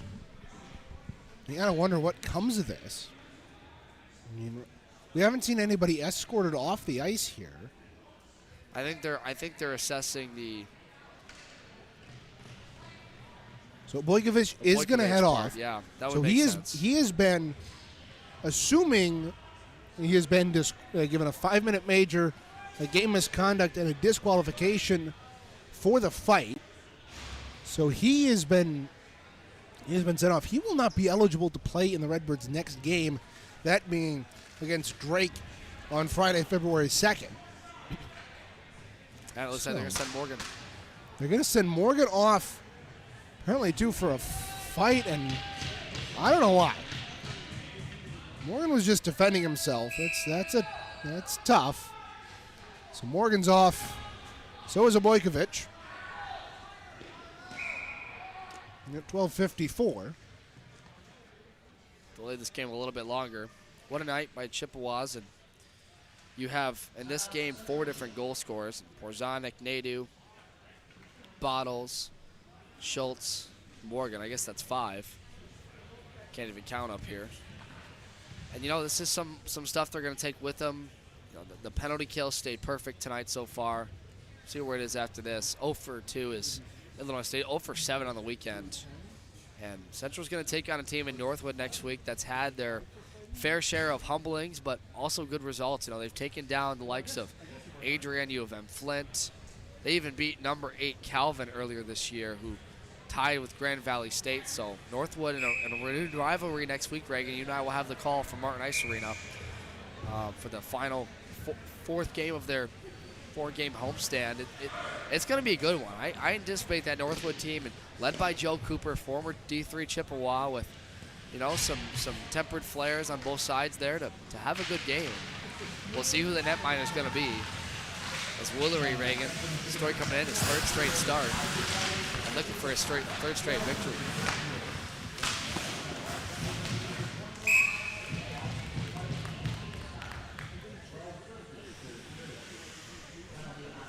So Boykovich and Morgan both getting the 5-minute for fighting in game misconduct, as we expected. So it's coincidentals. We play 5-on-5. Beamish will take it at neutral ice and just dump it in. After it there is Capuano. They play for it in the corner. 6:50 to go in period 3. CMU up 7-0 on 2 goals from Porzonic. And 1 from Nadu, Bottles, Schultz, Morgan, and Campbell.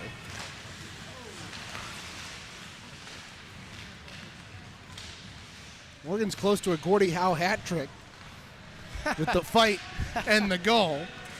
No assist? No assist, I don't believe. Man. I'm checking. Yeah, no assist. That'd so be amazing. He's an assist short of a Gordie Howe hat trick. trick. The social media graphic going, huh? CMD3, led by Joe Lazier, Rachel Kane, a host of others, Kaylee. Done a great job with that side of things. Tried something new this week. A lot of similarities to the Detroit Red Wings Instagram page. Yeah, they're doing a great job. You love hearing the post-game locker room celebrations. They'll have another one tonight. And a good win for Brendan Martin and this squad, who's really taking their fair share of beatings. I mean, remember, we were on site for that Florida Gulf Coast route, both games, and then Grand Valley didn't go so well, but you'd like to see them string together some wins now, and 3 straight. This has been, this will be CMU's 3rd consecutive win, their longest such streak all season, and the first time in quite a while that they've won 3 straight at home. And now ISU is going to get a penalty, as it was Santangelo hauled down Jake Bishop at the side of the net, and I believe the penalty is going to be assessed against Santangelo here. That's why the arm went up from the referee. I don't think Bishop is going to get the penalty here. We'll see. I missed the play entirely. I was looking over to you and then neutralized the play was going on. But yeah, it was just as the play was coming out of the zone, Santangelo got rubbed up by Bishop. Yeah, they'll send him off. The only goal scorer for Illinois State this whole weekend. 5:19 to go. Delays this game some more. Remember, folks, at 7 p.m. tonight, Derek Steele and Michael Rosenkrantz will have the call against the Ohio State University, undefeated Ohio State number 5 in their region against newly ranked number 2 out of the Central CMU. Catch it right here on CCHN. Next week, me and Reagan will have the call against Northwood from Martin Ice Arena. Puck popped up in the air right off the faceoff. Porzonic batting at it, and he puts it wide. Campbell, though, with 1:47 to go in the Santangelo minor. Campbell's got it up at the point. Down the wall to Porzonic. He holds in the circle. Up top for Robertson. His shot through traffic. That was blocked. And the Redbirds are able to get it out here.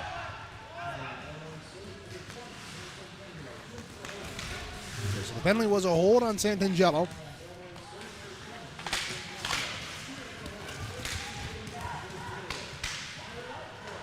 80 seconds to go. On the power play for CMU to the outside, Jace Johnson trying to feed it out in front. Miss Campbell. Robertson up at the point. Across for Clements.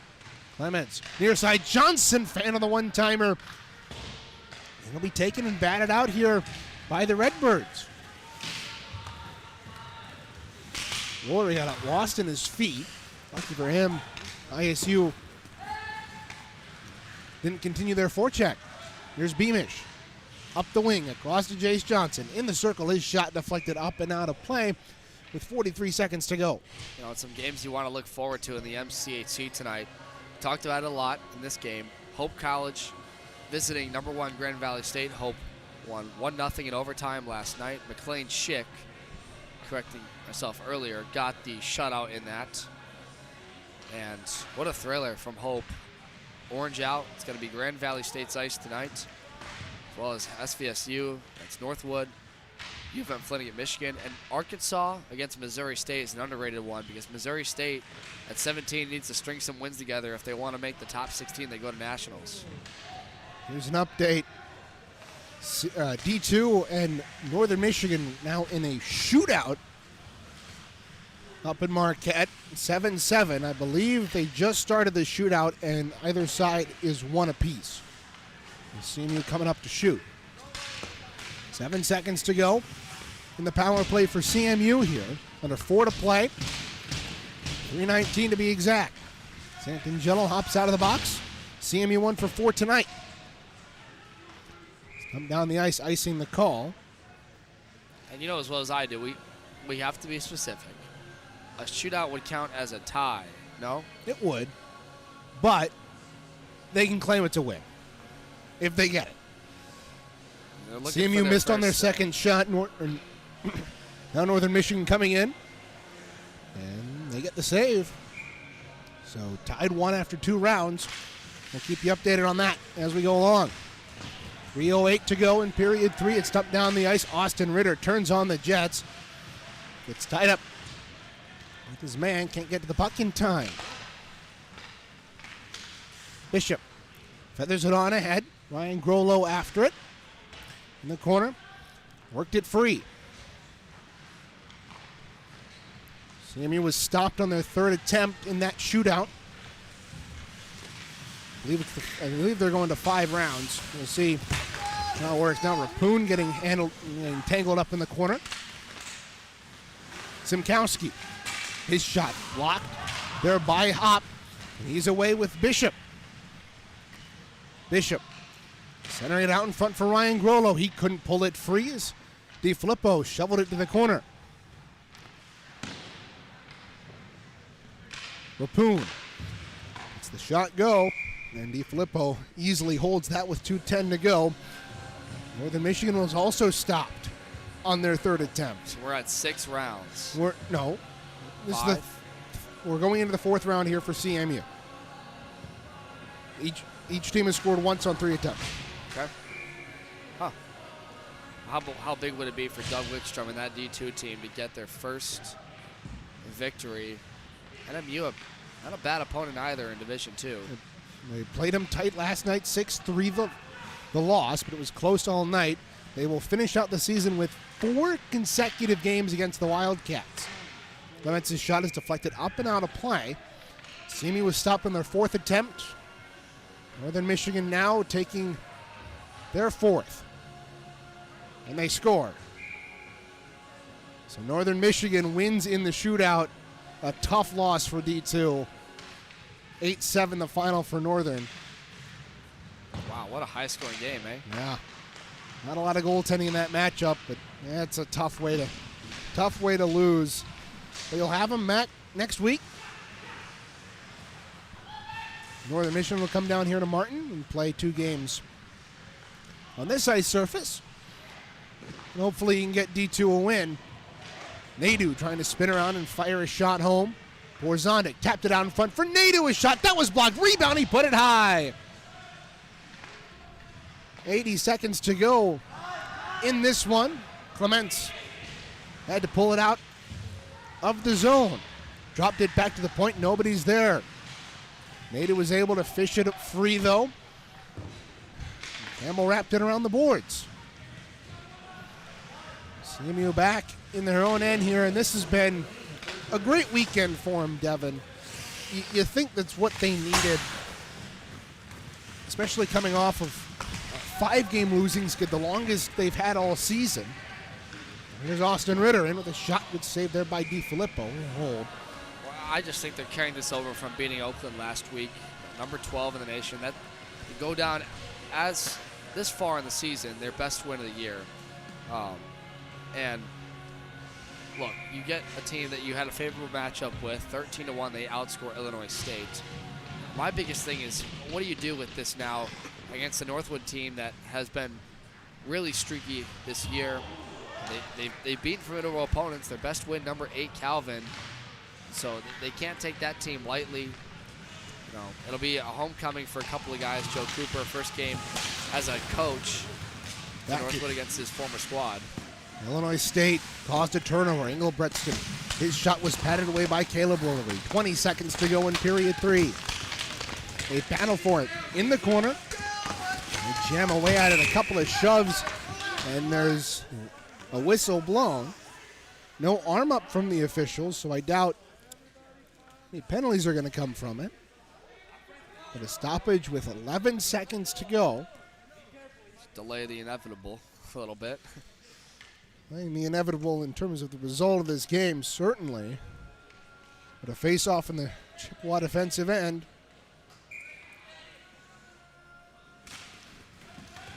Illinois State wins it, but it's chased back out to neutralize. Christensen holds it.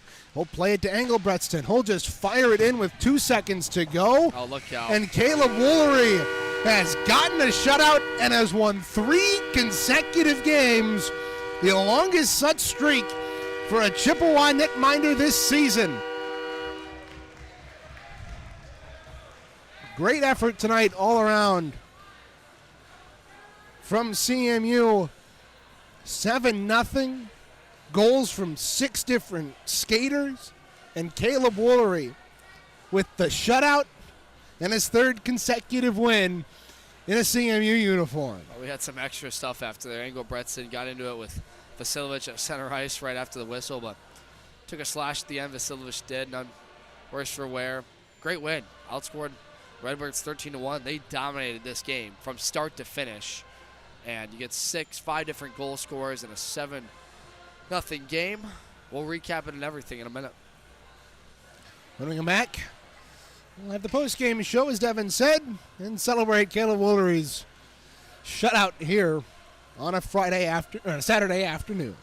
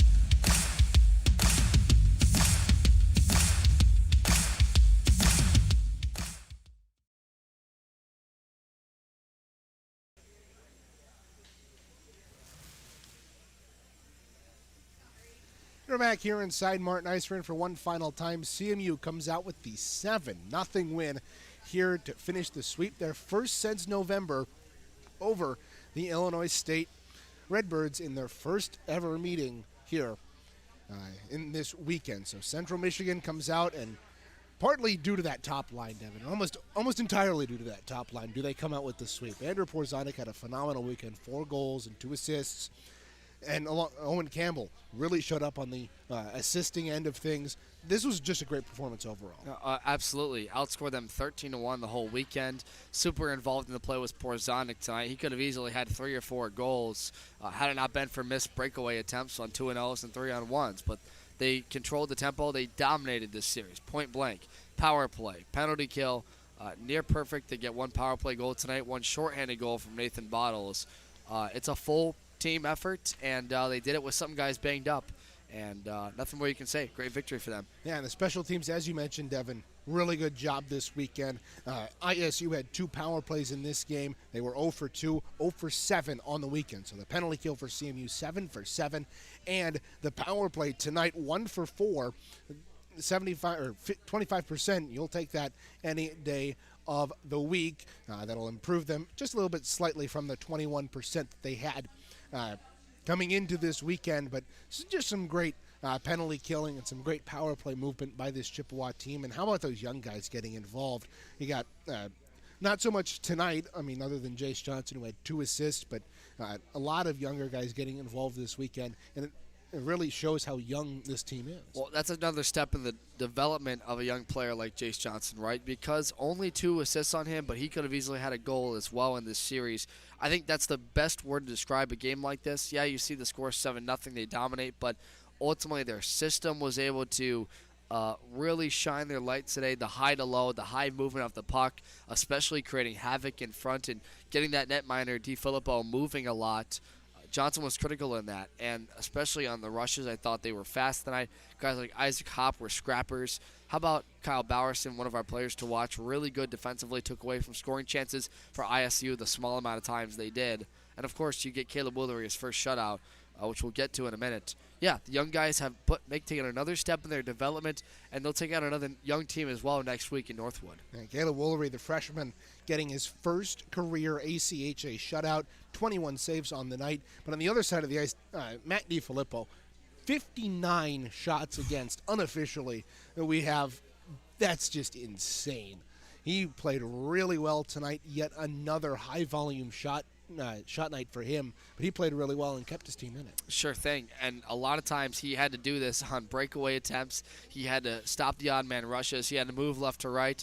He got tired at the end, and Central was able to flex their muscle with 2 more goals. But yeah, 59 shots is no easy thing for a netminder, especially with IFU's struggling defense. So credit to him and credit to that staff defensively trying to get him going. Yeah, so 7-1 or 7-0 the final here tonight. Caleb Woolery earns his first career shutout, and the CMU has now won 3 straight games, all of them at home, which is not only their longest overall streak of wins in this season, but it is also their longest home wins, and this is the first time this 3-game winning streak is the first time CMU has won back-to-back home games all season, and they continue that success here tonight. Taking a look now at our impact players, you had Beamish, Bowerson, Hurtado, and Capuano. How'd they do tonight, Devin? Well, Beamish finished with an assist on that power play goal by Porzonic, so he gets that one on the board. And Bowerson, like I said, didn't get a point, but again, great defensively. He was really sound out there with Sam Camara. They controlled the pace. They settled things down. They didn't allow the puck to be turned over a whole lot. I thought he had a solid game. And for Hurtado and Capuano in their final games as Division III Illinois State Redbirds, they came to play. They did what they could at times, even when Illinois State didn't touch the puck a lot. We said their name a lot. Hurtado got physical, got in some post-whistle skirmishes, but overall they probably went out as best they could with a D3 team that, let's face it, has struggled this year, a really young team. You see that with their record. They fall to 6-17, 1-0. But it's more about development for them, and it's more about playing the hockey the right way. And those guys made their presence known, so I think they should walk away happy.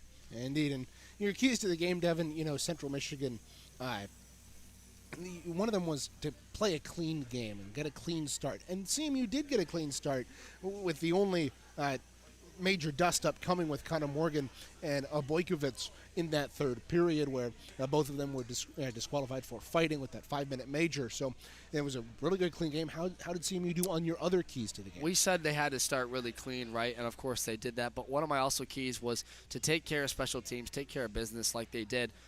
Perfect on the penalty kill. Back-to-back games, they did that. They for the first time, won against Oakland last week, allowing a power play goal. They were perfect this time around, and they took care of business, and that's what we just said they had to do overall. So special teams were great, and, I said the young guys had to get involved in here, and they did that as well. A full team effort. The fourth line got involved. Isaac Hopp doesn't get on the board, but we said Ryan Grolo's name a lot. Austin Ritter got some playing time. So the fourth line was great. The special teams were terrific. And, of course, they started clean, which resulted in the rest of the game being in their favor, dominating in this victory. So they accomplished all three keys of the game tonight. Sounds good. And taking a look, what are your 3 stars tonight, Doug? 3 stars.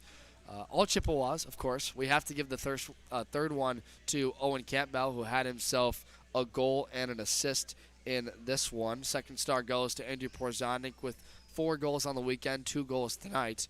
And Caleb Woolery gets his first career shutout on 21 Illinois State shots. We gave him first star last week as well for saving 33 on 34 against Oakland. And 3 straight starts. Brendan Martin went back to his hot hand, which was this young netminder, and he's been nothing but terrific. The only goalie for CMU with a winning record this year. And his stats are going to help tonight, but more importantly, his confidence is at an all-time high, back to when we saw him in the opening of the year against Notre Dame and Michigan State. I really like where Caleb Woolery's at, so he earns the first star. Indeed, so those are your 3 stars here tonight. Taking a look at our out-of-town scoreboard before we head off. The MCHC got Grand Valley and Hope tonight, SVSU and Northwood, Adrian at Western, and Michigan Flint at Michigan. So a lot of MCHC games going on tonight. That big one to watch, of course, is the Hockey House game of the week. Do we have an update on the basketball scores? So men's basketball, 62-55 winners over the Western Michigan Broncos, and women's basketball with a 53-49 victory. So sweeping the day over Western Michigan. Pretty darn good for the Chippewas on the floor. You know what we got to say now. Ready? Do it on 3. 1, 2. Fire up chips. Okay. Come on, man. I wasn't sure man. what you were going That for. was going to be a layup. You're wearing the pin and everything. Okay, maybe What? it was a layup, but I'm not a basketball guy. You're a closet Hope fan. That's what you really No, are. what? That's a joke. I'm just kidding. Oh, my Of course goodness. not. If you know, you know, but we'll leave it at that. In the professional realm of things, the Grand Rapids Griffins, or should I say the Grand Rapids Flying Toasters, will take on the Belleville Senators tonight in their What Could Have Been night. Spirit will take on Kitchener at 7 p.m. You can listen to that on 100.5 WSGW. The Griffins game will be on Wood Radio 1300 1069 FM. Red Wings in action against Vegas tonight. Looking to stay in the win column. They're in some pretty good position for the wild card race down the stretch, eh? They're doing all of this without Patrick Kane, who's still on that injury reserve. He skated at practice yesterday, which was a good sign. But I love what they're doing with the guys like Larkin coming into their formidable play. Defensively, they've been terrific. And how about Alex Lyon? Such a fun goalie himself. You know, we see all the videos of him doing the weird facial expressions in the locker room, but he has been lights out. He's part of the reason why they're in that good spot, and you like to see it. And your Bruins are doing good too, so who knows? Maybe we'll finally get a Bruins-Red Wings playoff series for first time since, I think, 2015 or something like that. That would be a lot of fun. That'd be cool. Bruins, for those of you that are interested, other than me, I don't think that's anybody else, 5-1 last check up at the second intermission against Philadelphia, taking it to them. In Philadelphia. So those are your out-of-town scoreboards. But before we head out, we'd like to thank MHTV for the equipment that allows us to do these streams, provide us multiple cameras, lighting equipment, and everything else. We couldn't do it without them. Camera operator was Trevor Wires tonight, right? Yeah, okay, good, I got it. Trevor Wires and Sam Tabashinsky. Don't worry, Sam, I got you on your last name. So everybody else. That's a shot at me, by the way. Hey, you shouted. You had a I shot did. at me about Hope, so I did. I got to get a shot at you in here at Of some course. point. Of course. So we're jabbing. yeah. Either way, it's good. It's good to be back in the booth with you. You too, after buddy. It's been a couple while. You of feeling months. okay? Yeah, I'm feeling a little bit By the way, better. he toughed this one out tonight, folks. He looks all glee, but it was a tough one. You did a good job tonight with that Thank one, you. so credit to you. Sacking up along, but it was fun. Well, I'll do That's it. why you thank I'll your do it. producers, you know, because do it. without Yeah. Sam, you're going to hear, you know what Every I'm saying, call. every single time we stop the play pretty much. But, no, great job tonight. And, you know, especially to Warhol Television for all this equipment because they've been consistent all year with us. They've given us great cameras, great tripods, great everything. We can't do it without them. So thank you guys so much over there. Mike Potter and Mario Caballero, likes of those guys. And been a great time, so we'll keep it going. Yeah, indeed. Before we head out, next game, Central Michigan is at home, finishing out their 4-game homestand against Northwood next week. That's going to be a fun matchup. Joe Cooper back in the building for the first time since he graduated 2 seasons ago. How do you think that's going to go? Well, it's going to be a lot closer than people, I think, anticipate. Northwood is a good team. They took down Calvin University number 8 earlier this year. U of M Flint, Adrian, some to their name. And despite them being a brand new program from a year they took off with some recruiting issues, they're ready to go D1 next year, which is a wild announcement from that crew. But Joe Cooper wants one thing, and that's to beat his old team. And I anticipate it's going to be a fast game. I think if CMU's going to win that, they've got to score a lot of goals. We'll talk about it and more this week. And by the way, be sure to be on your radar for the next episode of Inside Chippewa Hockey, which we'll have a recording this week of. So we'll talk about that. But I'm excited. I'm really excited, and it'll be nice to bump elbows with Joe once again, who was a colorful character for CMU for many years. Yeah. Before we head out, one final thing. Stay tuned on CCHN later tonight. Michael Rosenkrantz and Derek Steele have the call of the women's Division II team taking on the Ohio State Buckeyes. The undefeated Ohio State Buckeyes coming in at 7-0. They'll have a tough task. Will the Chippewas tonight later this afternoon. 8-0. Never mind. I'm getting corrected. Devin was getting corrected earlier. I'm getting corrected now. We might as well just sign off. It's time to put us in the rafters. Get us out of here. And not in that way. Till next time, my name is Rain Cleaves, Ford Evans, Sarah, and everybody else here at CCHN saying so long from Martin Ice Arena as the Central Michigan Chippewas finish off the weekend with a sweep. Their 3rd consecutive victory, 7-0 the final, and Caleb Woolery getting his first career shutout. Thanks for watching, and have a wonderful night, everybody.